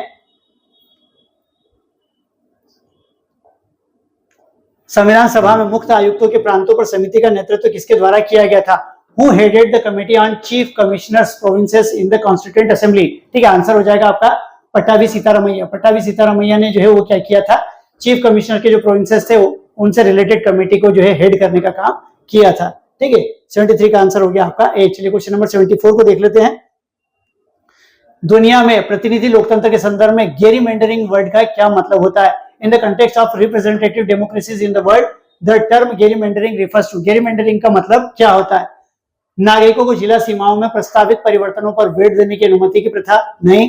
पुनर्वितरण प्रक्रिया की देखरेख के लिए न्यायाधीशों की नियुक्ति की प्रणाली नहीं। अनुचित राजनीतिक लाभ प्राप्त करने के लिए जिला सीमाओं में हेरफेर करना, ठीक है ना। जिला सीमाओं की अखंडता को बनाए रखने के लिए इस्तेमाल की जाने वाली कानूनी और नैतिक प्रथा, ठीक है, तो आपका आंसर क्या होगा? सी, अनुचित राजनीतिक लाभ प्राप्त, ठीक है, यानी कि है ना manipulating district boundaries to gain unfair political advantage, ठीक है, जो कॉन्स्टिट्यूएंसीज होती है कॉन्स्टिट्यूएंसी को मैनिपुलेट करके क्या किया जाता है, इस तरीके से मैनेज किया जाता है कि जो रूलिंग पार्टी है उसको क्या किया जा सके, उसकी है ना विक्ट्री को अश्योर किया जा सके। तो ये क्या होता है? Manipulating district boundaries to gain an unfair political advantage, ठीक है ना, यानी कि डिलिमिटेशन इस तरीके से करना है कि है ना उसका एडवांटेज लिया जा सके, ठीक है, आंसर हो गया आपका सी। चलिए क्वेश्चन नंबर 75 में आते हैं। क्वेश्चन नंबर 75 में देख लेते हैं। निम्नलिखित युग्मों पर विचार कीजिए, ठीक है, यानी कि यहाँ पर कुछ पेयर्स दिए हुए हैं। वैकल्पिक विवाद समाधान एडिया, ठीक है, यानी कि अल्टरनेटिव डिस्प्यूट रिजोल्यूशन मैकेनिज्म के रिगार्डिंग यहाँ पर अपन लोग देखते हैं कि है ना कुछ पेयर्स दिए हुए हैं। एक तरफ जो है वो मीन्स ऑफ जो है वो रिजोल्यूशन दिया हुआ है, दूसरी तरफ उसका है ना नेचर दिया हुआ है कि किस तरीके का होता है। आपको आइडेंटिफाई करना है कि इनमें से कितने करेक्टली मिलते हैं, ठीक है। मध्यस्थता, यह एक गैर बाध्यकारी, ठीक है, गैर बाध्यकारी प्रक्रिया है जिसमें एक निष्पक्ष तीसरा पक्ष विवाद के पक्षों को विवाद के पारस्परिक रूप से संतोषजनक और सहमत समझौते तक पहुंचने में सहायता करता है, ठीक है, इनकरेक्ट है। Arbitration, it is a non-binding procedure in which an impartial third party assists the parties to a dispute in reaching a mutually satisfactory and agreed upon settlement of the dispute. Incorrect है, ठीक है. Incorrect क्या है? Non binding. ठीक है. Arbitration क्या होता है? बाइंडिंग होता है. ठीक है. आर्बिट्रेशन बाइंडिंग होता है, नॉन बाइंडिंग नहीं होता है. तो ये क्या हो गया? First incorrect. सुलह यानी कि कंसिलिएशन, यह एक बाध्यकारी प्रक्रिया है जिसमें एक निष्पक्ष तीसरा पक्ष विवाद के पक्षों को विवाद के निपटान पर पारस्परिक रूप में संतोषजनक समझौते तक पहुंचने में सहायता करता है. बाध्यकारी. ठीक है. तो ये क्या है? बाध्यकारी नहीं होता है. ठीक है. सुलह कंसिलिएशन का मतलब ये होता है कि ये है ना नॉन बाइंडिंग होता है, पार्टीज के ऊपर डिपेंड करता है कि अगर उनको लगता है तो वो उसको माने और अगर नहीं लगता है तो नहीं माने. Conciliation, it is a binding procedure in which N impartial third party assist the parties to a dispute in reaching a mutually satisfactory agreement on a settlement of the dispute. ठीक है. ये भी क्या है? इनकरेक्ट है. ठीक है. Binding नहीं होता है. बातचीत, नेगोशिएशन, यह किसी तीसरे पक्ष के हस्तक्षेप के बिना विवाद समाधान की एक गैर बाध्यकारी प्रक्रिया है. ठीक है. ये करेक्ट है. Negotiation, it is a non binding procedure of dispute resolution without the intervention of any third party. ठीक है. नेगोशिएशन जो है ये करेक्ट है. यहाँ पर नेगोशिएशन क्या होता है? दोनों पार्टीज मिलकर के आपस में डिसाइड करते हैं और ये बाइंडिंग भी नहीं होता है. जैसे भारत पाकिस्तान है, जो दोनों के बीच में डिस्प्यूट है, without the interfere of third party दोनों मिलकर के बैठे हैं, है ना, और बातचीत करें और अपने डिस्प्यूट्स को रिजॉल्व करें. ठीक है. लेकिन इसके थ्रू जो भी आउटकम होगा वो दोनों के लिए किसी भी तरीके से बाइंडिंग नहीं होता है. तो यानी कि थर्ड केवल एक. ठीक है. आपका आंसर क्या होगा? ए. चलिए क्वेश्चन नंबर 76 को देख लेते हैं. भारत के महापंजीयक कार्यालय के संबंध में निम्नलिखित युग्मों पर विचार कीजिए. Consider the following pairs with regard to the office of registrar general of India. किसी भी समुदाय को अनुसूचित जनजाति सूची में शामिल करने के लिए आरजीआई कार्यालय की मंजूरी प्राप्त करना अनिवार्य है. करेक्ट है. It is mandatory to secure the approval of the office of the RGI for the inclusion of any community in the scheduled tribes list. ठीक है. बिल्कुल करेक्ट है, क्योंकि उनके पास क्या होता है? महापंजीयक कार्यालय, उनके पास डाटा सारा जो है पॉपुलेशन से रिलेटेड होता है, सबका रजिस्ट्रेशन उनके पास होता है. ठीक है. इसीलिए उससे देखना होता है, उससे कंसल्ट करना होता है. यह गृह मंत्रालय के अधीन आता है. करेक्ट है ना. It comes under the ministry of home affairs. Correct. ठीक है. यह नमूना पंजीकरण प्रणाली का उपयोग करके प्रजनन और मृत्यु दर का अनुमान देता है. It gives estimates of fertility and mortality using the sample registration system. Correct है. ठीक है. तीनों के तीनों स्टेटमेंट जो है वो आपके क्या करेक्ट है? आंसर हो जाएगा सी. चलिए क्वेश्चन नंबर 77 में आते हैं. निम्नलिखित कथनों पर विचार करें. कथन एक, भारत के प्रत्येक राज्य का अपना उच्च न्यायालय है. ठीक है. इनकरेक्ट है. हमको पता है कि कुछ न्यायालय ऐसे हैं जो कि कंबाइंड है. ठीक है. सभी के पास अपने उच्च न्यायालय या हाईकोर्ट नहीं है. भारत का संविधान कहता है कि प्रत्येक राज्य के लिए एक उच्च न्यायालय होगा. ठीक है. ये करेक्ट है. कॉन्स्टिट्यूशन में ये प्रोविजन दिया हुआ है, लेकिन हर राज्य के पास अपना इंडिविजुअल सेपरेट न्यायालय अभी रिसेंटली नहीं है. ठीक है. Each state of India has its own high court. ठीक है. इनकरेक्ट है. Statement second, the constitution of India states that there shall be high court for each state. ठीक है. फर्स्ट स्टेटमेंट इनकरेक्ट है, सेकंड स्टेटमेंट करेक्ट है. Answer हो जाएगा सी. चलिए क्वेश्चन नंबर 78 को देख लेते हैं. निम्नलिखित में से कौन सा शब्द अंतरराष्ट्रीय संबंधों में संचार हॉटलाइन का सबसे अच्छा वर्णन करता है? विच of the following best describes the term communication hotline in the international relations. ठीक है. International relations. ठीक है. ये जो अपन लोग देखते हैं कि हेड ऑफ द स्टेट्स होते हैं, उनके बीच में डायरेक्ट कम्युनिकेशन प्रोवाइड करने के लिए इसको क्या किया जाता है? इसको डेवलप किया जाता है. दो देशों के बीच इंटरनेट डेटा प्रोवाइड. ठीक है. इनकरेक्ट. विवादित या युद्धग्रस्त क्षेत्रों में संयुक्त राष्ट्र द्वारा संचार चैनल खोला गया. इनकरेक्ट. दो देशों के बीच खुला और अंतर संचालनीय संचार नेटवर्क पहुंच समझौता. इनकरेक्ट. विभिन्न देशों के शासनाध्यक्षों के बीच एक विशेष और सीधी फोन लाइन. ठीक है. यानी कि a special and direct phone line between the head of the government in different countries, ताकि डायरेक्ट कम्युनिकेशन उनके बीच में हो सके. आर्टिकल 70, क्वेश्चन नंबर 79 को देख लेते हैं. भारत के संविधान में निम्नलिखित प्रावधानों पर विचार कीजिए. Consider the following provisions in the constitution of India. मौलिक अधिकार, राज्य के नीति निर्देशक सिद्धांत, मौलिक कर्तव्य, 5वीं अनुसूची. संविधान के उपरोक्त प्रावधानों में से कितने सहकारी समितियों के गठन या संवर्धन के लिए प्रावधान करते हैं? मौलिक अधिकार में हमको पता ही है. ठीक है. राइट टू एसोसिएशन में क्या किया गया? है ना, कोऑपरेटिव्स को ऑर्गेनाइज करना भी इसमें इंक्लूड कर दिया गया. ठीक है. यानी कि फंडामेंटल राइट्स में आता है. ठीक है. नीति निर्देशक सिद्धांत इसमें भी आता है. आर्टिकल 43B में आता है. मौलिक कर्तव्य में नहीं आता है. ठीक है. 5th शेड्यूल में नहीं आता है. ठीक है. Consider the following provisions in the constitution of India. Fundamental rights, directive principles of state policy, fundamental duties, 5th schedule. How many of the above provisions of the constitution provide for the formation promotion of cooperatives? ठीक है. Fundamental rights हम लोगों को पता है. Right to association जो दिया हुआ उसके अंदर क्या किया गया है? Right to formation of cooperatives भी प्रोवाइड किया गया. तो फंडामेंटल राइट्स में भी आ गया है. डायरेक्टिव प्रिंसिपल आर्टिकल 43 बी में भी जो है इसको इंक्लूड किया गया, फंडामेंटल ड्यूटीज और 5th शेड्यूल में ये नहीं है, यानी कि आंसर हो जाएगा बी, ओनली 2। क्वेश्चन नंबर 80 को देख लेते हैं। क्वेश्चन नंबर 80, भारत के संविधान को प्रकृति में संघीय और भावना में एकात्मक माना जाता है, निम्नलिखित में से कौन सी संघीय विशेषता नहीं है? त्रिस्तरीय सरकारी संरचना, स्वतंत्र न्यायपालिका, द्विसदनीयता, केंद्र सरकार द्वारा राज्य के राज्यपालों की नियुक्ति। ठीक है, तो आंसर हो जाएगा आपका D. The constitution of India is considered federal in nature and unitary in spirit, which of the following is not a federal feature, यानी कि इनमें से कौन सा फेडरल फीचर नहीं है? 3 टायर गवर्नमेंटल स्ट्रक्चर, तो हम लोग देखें मिनिमम 2 लेवल ऑफ गवर्नेंस होना चाहिए। ठीक है, अगर 3 है तो ये भी उसका क्या होगा, एक फीचर हो जाएगा। इंडिपेंडेंट जुडिशरी है, बाइकैमरल है। ठीक है, appointment of state governors by the central government, ठीक है, ये जो है वो नहीं है। ठीक है, अपॉइंटमेंट नहीं होता है। क्वेश्चन नंबर 81, सर्वोच्च न्यायालय की सीट के बारे में निम्नलिखित में से कौन सा कथन सही नहीं है? ठीक है, विच of the following statement about the seat of the supreme court is not correct? ठीक है, संविधान दिल्ली को सर्वोच्च न्यायालय की सीट घोषित करता है, करेक्ट है। The constitution declares Delhi as the seat of the supreme court, correct है। संविधान भारत के राष्ट्रपति को किसी अन्य स्थान को सर्वोच्च न्यायालय की सीट के रूप में नियुक्त करने के लिए अधिकृत करता है। ठीक है, ये जो है आपका इनकरेक्ट है। ठीक है, ये कौन करेगा? चीफ जस्टिस ऑफ इंडिया करेंगे, ये प्रेसिडेंट नहीं करेंगे। ठीक है, तो ये आपका क्या हो गया? Incorrect. The constitution authorises the president of India to appoint any other place as seat of the supreme court. ठीक है, तो किसकी बात कर रहा है ये? प्रेसिडेंट ऑफ इंडिया की। प्रेसिडेंट ऑफ इंडिया को नहीं होता है, किसको दिया हुआ है? चीफ जस्टिस ऑफ इंडिया को। किसकी रिकमेंडेशन से, किससे कंसल्टेशन से? प्री कंसल्टेशन करना है प्रेसिडेंट से, उसके बाद फिर सीजीआई डिसाइड कर सकते हैं। तो सही नहीं पूछा है, तो आपका आंसर क्या हो जाएगा? बी। चलिए क्वेश्चन नंबर 82 में आते हैं। क्वेश्चन नंबर 82 को देख लेते हैं। भारतीय स्वतंत्रता अधिनियम 1947 के संदर्भ में निम्नलिखित कथनों पर विचार कीजिए। With reference to the Indian independence act 1947 consider the following statement, यानी कि इंडियन इंडिपेंडेंस एक्ट 1947 के रिगार्डिंग यहाँ पर कुछ स्टेटमेंट दिए हैं, आपको आइडेंटिफाई करना है कि इनमें से कौन से स्टेटमेंट सही है। इस अधिनियम ने एक अंतरिम संविधान पेश किया जो स्वतंत्रता के दिन तक प्रभावी रहेगा, इनकरेक्ट। ठीक है, इसने कोई कॉन्स्टिट्यूशन या किसी तरीके का कोई अरेंजमेंट देने का काम नहीं किया था। This act introduced an interim constitution to be in effect until the day of independence. ऐसा कोई अरेंजमेंट, ऐसा कोई भी जो प्रोविजन इसने इसके अंदर नहीं दिया। इस अधिनियम के अनुसार संविधान सभा को पूरी तरह से संप्रभु विधायी निकाय बनाया गया था, करेक्ट है।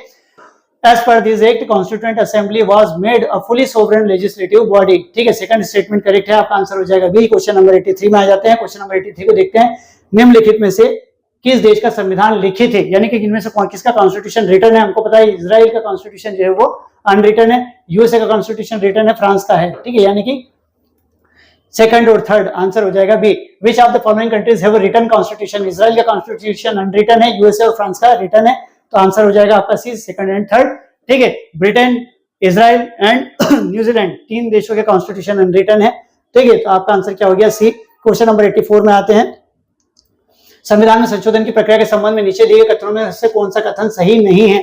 यानी कि यहाँ पर अपन लोग देखते हैं कॉन्स्टिट्यूशन अमेंडमेंट की प्रोसेस के रिगार्डिंग यहाँ पर कुछ स्टेटमेंट दिए हुए हैं, आपको आइडेंटिफाई करना है कि इनमें से कौन सा स्टेटमेंट जो है वो करेक्ट नहीं है। एक निजी सदस्य संविधान में संशोधन के विधेयक प्रस्तावित कर सकता है, करेक्ट है। A private member can propose an amendment bill to the constitution। ठीक है, करेक्ट है। ठीक है, कोई प्राइवेट मेंबर भी क्या कर सकता है? प्रपोज कर सकता है। संविधान संशोधन विधेयक पेश करने के लिए राष्ट्रपति की पूर्व अनुमति आवश्यक नहीं होती है, ये भी क्या है? करेक्ट है। The introduction of a constitution amendment bill does not require prior permission of the president। ठीक है, कॉन्स्टिट्यूशन अमेंडमेंट बिल लाने के लिए प्रायर कंसेंट प्रेसिडेंट की रिक्वायर्ड नहीं होती। संविधान संशोधन विधेयक पर चर्चा के लिए दोनों सदनों की संयुक्त बैठक में चर्चा की जा सकती है, ये इनकरेक्ट है ना। The constitution amendment bill can be discussed in a joint sitting. ठीक है, हमको पता है जॉइंट सिटिंग जो है वो कॉन्स्टिट्यूशन अमेंडमेंट में नहीं होता है, आपका आंसर हो जाएगा सी। 84 का आंसर हो गया सी। क्वेश्चन नंबर 85 में आते हैं। क्वेश्चन नंबर 85 को देख लेते हैं। भारत के संविधान के भाग 4 में निम्नलिखित निर्देशक सिद्धांतों पर विचार कीजिए। Consider the following directive principle content in the part 4 of the Indian constitution. समान न्याय और निःशुल्क कानूनी सहायता, ग्राम पंचायतों का संगठन, श्रमिकों के लिए जीविका की मजदूरी, उद्योगों के प्रबंधन में श्रमिकों की भागीदारी। ऊपर दिए गए निर्देशक सिद्धांतों में से कितने गांधीवादी विचारधारा से प्रेरित हैं? ठीक है, तो यानी कि इनमें से अगर हम लोग देखें तो केवल कौन सा? ग्राम पंचायत। आर्टिकल 40 जो है वो गांधीयन प्रिंसिपल से है। ठीक है, बाकी इनमें से कोई सा भी जो है समान न्याय और निःशुल्क कानूनी सहायता, ठीक है, ये अपन लोग देखते हैं कि नहीं है। ठीक है, श्रमिकों के लिए जीविका की मजदूरी, ये क्या है? सोशलिस्ट हो गया। उद्योगों के प्रबंधन में श्रमिकों की भागीदारी, ये भी क्या हो गया? है ना। चलिए, तो इसमें केवल second. Equal justice and the free legal aid, ठीक है, नहीं है है ना। Organisation of village panchayat Gandhian principle है। Living wage for the workers, ठीक है, ये भी नहीं है। Participation of the workers in the management of the industries, ये भी नहीं है। यानी कि आपका आंसर क्या हो जाएगा, केवल एक, यानी कि ओनली 2, ठीक है। केवल जो 2 है ग्राम पंचायतों का संगठन, वही क्या है, गांधीवादी विचारधारा से प्रेरित है। क्वेश्चन नंबर 86 को ले लेते हैं। एफआईआर और चार्जशीट के संदर्भ में निम्नलिखित कथनों पर विचार कीजिए, कितने सही है। यानी कि यहाँ पर हम लोग देखते हैं कि एफआईआर और चार्जशीट के रिगार्डिंग कुछ स्टेटमेंट दिए हुए हैं, आपको आइडेंटिफाई करना है कि इनमें से कितने स्टेटमेंट जो है वो करेक्ट है, ठीक है। एफआईआर एक प्रारंभिक रिपोर्ट है, जबकि चार्जशीट एक अंतिम रिपोर्ट है, करेक्ट है। FIR is preliminary report while the chargesheet is a final report, correct है ना। एफआईआर क्या होता है, ये प्राइमरी एक तरीके का रिपोर्ट होता है और चार्जशीट फाइनल होता है। एफआईआर जांच अधिकारी द्वारा तैयार किया जाता है, करेक्ट है, जबकि चार्जशीट अपराध के पीड़ित द्वारा तैयार की जाती है, इनकरेक्ट, ठीक है। FIR is prepared by the investigation officer while the chargesheet is prepared by the victim of the crime, ठीक है। विक्टिम जो है उसको प्रिपेयर करने का काम नहीं करता है। एफआईआर पुलिस स्टेशन में दर्ज की जाती है, जबकि चार्जशीट अदालत में दायर की जाती है, बिल्कुल करेक्ट है। FIR is filed in the police station while a chargesheet is filed in the court, ठीक है, बिल्कुल करेक्ट है। एफआईआर पुलिस स्टेशन में होता है, जबकि चार्जशीट जो होता है वो कोर्ट में होता है। First and third statement correct है, यानी कि आपके 2 स्टेटमेंट करेक्ट है, आंसर हो जाएगा आपका बी। चलिए क्वेश्चन नंबर 87 में आते हैं। क्वेश्चन नंबर 87 को देख लेते हैं। को वारंटो रिट के संबंध में निम्नलिखित कथनों पर विचार कीजिए। को वारंटो मतलब अधिकार पक्षा, ठीक है, यह न्यायपालिका द्वारा किसी व्यक्ति के सार्वजनिक पद पर दावे की वैधता की जांच करने के लिए जारी किया जाता है, बिल्कुल करेक्ट है। Consider the following statement with respect to the quo warranto writ. It is issued by the court to inquire into the legality of claim of a person to a public office, correct है। इसमें देखा जाता है कि कोई व्यक्ति जो public office में बैठा हुआ है वो उस ऑफिस में होने के लिए एलिजिबल है या नहीं है, वो डिजर्व करता है या नहीं करता है। इसमें कोई भी इच्छुक व्यक्ति मांग सकता है, जरूरी नहीं कि पीड़ित व्यक्ति ही ऐसा करे, बिल्कुल करेक्ट है। And it can be sought by any interested person and not necessarily by the aggrieved person, बिल्कुल करेक्ट है। जरूरी नहीं कि जो एग्रीव्ड पर्सन है वही जो है वो को वारंटो के लिए जाए, वही केवल जो है वो कोर्ट में जाए, ठीक है। कोई अदर पर्सन जिसको लगता है कि भाई किसी ने इलीगली गलत तरीके से जो है पब्लिक ऑफिस को ऑक्यूपाई किया है, तो वो भी जा सकता है। फर्स्ट एंड सेकंड दोनों स्टेटमेंट करेक्ट है। क्वेश्चन नंबर 88 में आते हैं। क्वेश्चन नंबर 88 को देख लेते हैं।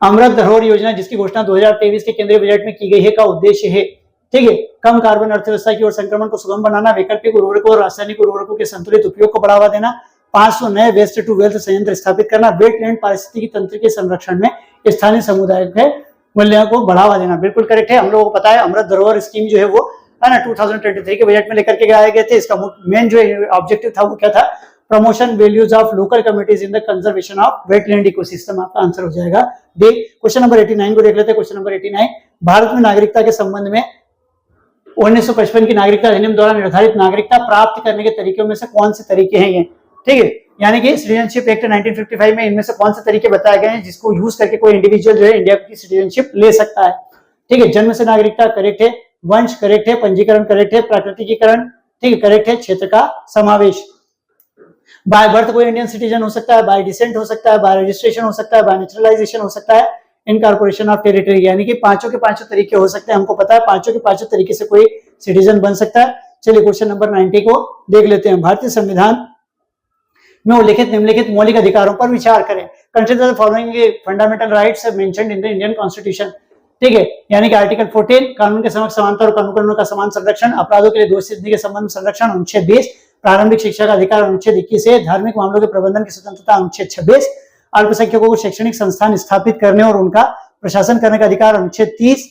उपयुक्त दिए गए मौलिक अधिकारों में से कितने भारत के नागरिकों और विदेशियों दोनों को उपलब्ध है, ठीक है, यानी कि अपन लोग देख रहे हैं यहाँ पर कुछ फंडामेंटल राइट्स दिए हुए, आपको आइडेंटिफाई करना है कि इनमें से कौन कौन से फंडामेंटल राइट्स हैं जो एलियंस और सिटीजन्स दोनों के लिए अवेलेबल होते हैं, ठीक है। तो हम लोगों को पता है कि कौन कौन से आर्टिकल 15, 16, 19, 29 और 30, ठीक है, 15, 16, 19, 29 और 30 ये जो है वो केवल किसके लिए, केवल सिटीजन्स के लिए हैं, बाकी के सारे जो है वो सभी के लिए अवेलेबल होते हैं। तो यहाँ पर अगर हम लोग देखें तो केवल 30 जो है वो है ना अवेलेबल नहीं होगा, किसको, एलियन को, बाकी इनको छोड़ करके सारे के सारे जो है वो मिलेंगे, ठीक है।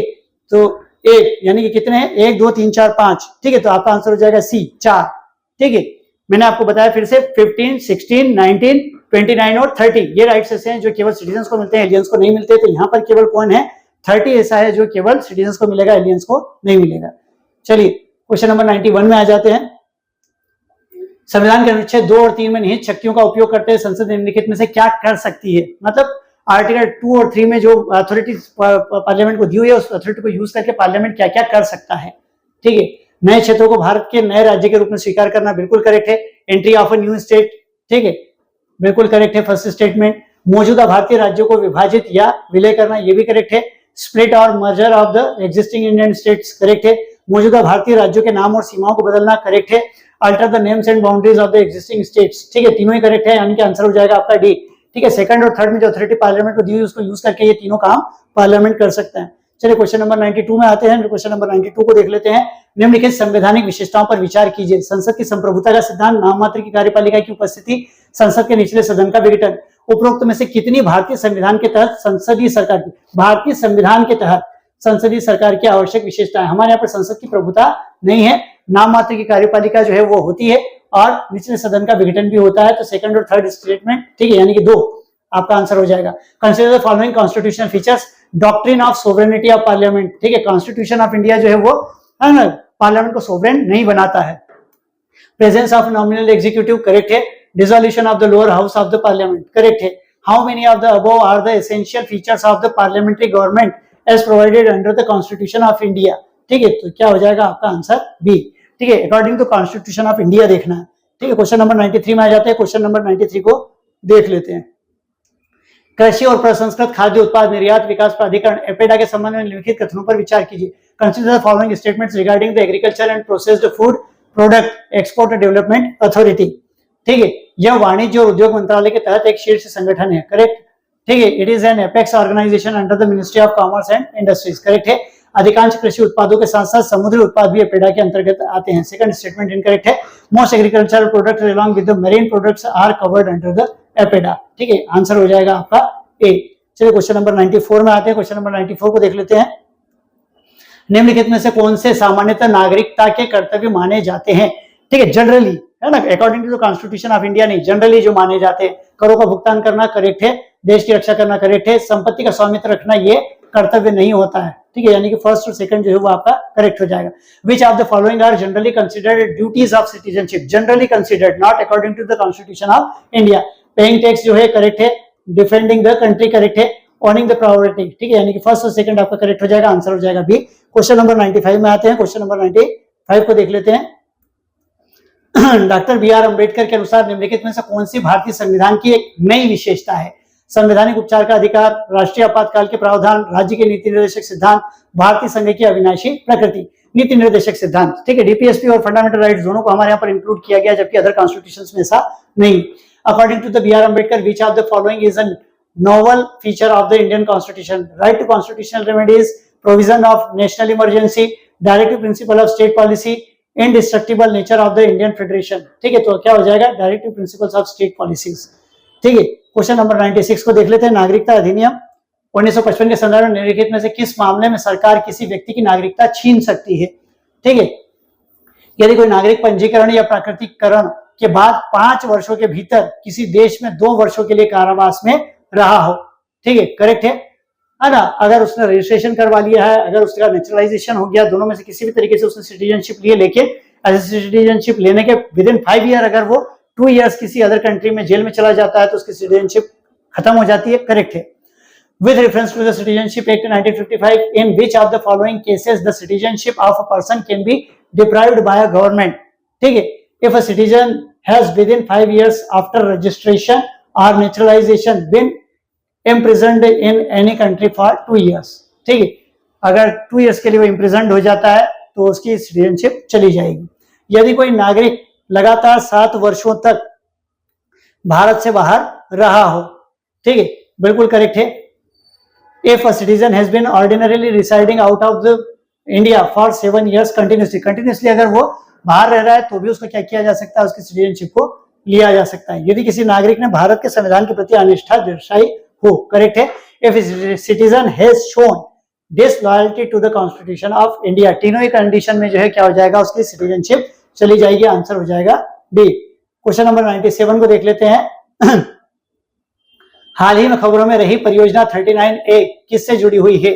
ठीक है, परियोजना project 39A recently seen in the news is associated with, ठीक है, ये आर्टिकल 39A से एसोसिएटेड है, यानी कि, है ना, free and compulsory justice for the each and every person, ठीक है, यानी कि आपका आंसर क्या हो जाएगा? भारतीय नौसेना की स्वदेशी परमाणु पनडुब्बी निर्माण नहीं, आपराधिक सुधार का वकालत समूह, बिल्कुल करेक्ट, ठीक है। क्या हो जाएगा, क्रिमिनल रिफॉर्म्स एडवोकेसी ग्रुप, ठीक है। इसने क्या किया है, ये क्या करता है 39A के अंतर्गत निःशुल्क और है ना, निःशुल्क और अनिवार्य जो है वो सहायता प्रदान करने की बात करता है, ठीक है। तो ये क्रिमिनल रिफॉर्म से रिलेटेड है, ठीक है। 97 का हो गया बी। 98 में आते हैं, न्यायालय की अवमानना के बारे में निम्नलिखित कथनों पर विचार करें। Consider the following statements about the contempt of court, यानी कंटेम्प्ट ऑफ कोर्ट के रिगार्डिंग यहाँ पर कुछ स्टेटमेंट दिए हैं, आपको आइडेंटिफाई करना है कि इनमें से कितने करेक्ट हैं, ठीक है, कितने सही है, ठीक है। न्यायालय के किसी भी निर्णय की जानबूझकर अवज्ञा करना आपराधिक अवमानना है, ठीक है। आपराधिक अवमानना नहीं है, ये क्या होती है ना, दीवानी होती है, सिविल कंटेम्प्ट होती है। willful disobedience of any judgment of the court is a criminal contempt, ठीक है। क्रिमिनल कंटेम्प्ट नहीं होता है, क्या होता है, सिविल कंटेम्प्ट होता है। जब कोई निजी नागरिक किसी व्यक्ति के विरुद्ध न्यायालय की अवमानना का मामला शुरू करना चाहता है तो भारत के अटॉर्नी जनरल की सहमति अनिवार्य होती है, आवश्यक, correct. The consent of the attorney general of India is mandatory when a private citizen wants to initiate a case of contempt of court against a person, ठीक है। अगर कोई इंडिविजुअल, अगर किसी इंडिविजुअल के अगेंस्ट क्या कंटेम्प्ट ऑफ कोर्ट का case लाना चाहता है तो to save the time of court, ठीक है, इसके लिए जरूरी होता है कि वो क्या करे, पहले अटॉर्नी जनरल से परमिशन ले, ठीक है। अगर कोई फ्रिवोलस केस है तो उसको वो क्या कर देगा, मना बोल देगा। इससे क्या होगा, कोर्ट का टाइम बचेगा, जो काफी इंपॉर्टेंट है। वर्तमान में न्यायपालिका की अवमानना से निपटने के लिए कोई अलग कानून नहीं है, ठीक है। इनकरेक्ट है, ठीक है, इनकरेक्ट है। कंटेम्प्ट ऑफ कोर्ट एक्ट 1971 बना हुआ है, ठीक है। At present there is no separate legal law dealing with the contempt of court, ठीक है। कंटेम्प्ट ऑफ कोर्ट लॉ 1971 बना हुआ है, ठीक है। इसलिए ये स्टेटमेंट भी आपका इनकरेक्ट है, केवल सेकंड स्टेटमेंट आपका करेक्ट है, आपका आंसर हो जाएगा बी। चलिए क्वेश्चन नंबर 99 को देख लेते हैं। निम्नलिखित कथनों पर विचार कीजिए, कंसीडर द फॉलोइंग स्टेटमेंट्स। फजल अली आयोग ने सिद्धांत के रूप में एक भाषा एक राज्य के सिद्धांत को स्वीकार किया, इनकरेक्ट है। Consider the following statements. The Fazal Ali commission accepted the theory of one language one state in principle, ठीक है। वन लैंग्वेज वन स्टेट को जो है वो एक्सेप्ट नहीं किया था, ठीक है। उन्होंने बोला था कि भाई लैंग्वेज को जो है ग्राउंड बनाया जा सकता है, पर वन लैंग्वेज वन स्टेट का प्रिंसिपल जो है वो एक्सेप्टेड नहीं है, तो फर्स्ट स्टेटमेंट इनकरेक्ट है। आयोग ने माना कि भारत की एकता और अखंडता एक प्रमुख विचार था, सेकंड स्टेटमेंट करेक्ट है। The commission viewed that the unity and integrity of India was a prime consideration, ठीक है। यानी कि फर्स्ट इनकरेक्ट है, सेकंड करेक्ट है, ठीक है। फर्स्ट इनकरेक्ट है, सेकंड करेक्ट है, आपका आंसर हो जाएगा डी। चलिए क्वेश्चन नंबर 100 को देख लेते हैं। क्वेश्चन नंबर 100, निम्नलिखित व्यक्तित्वों पर विचार कीजिए।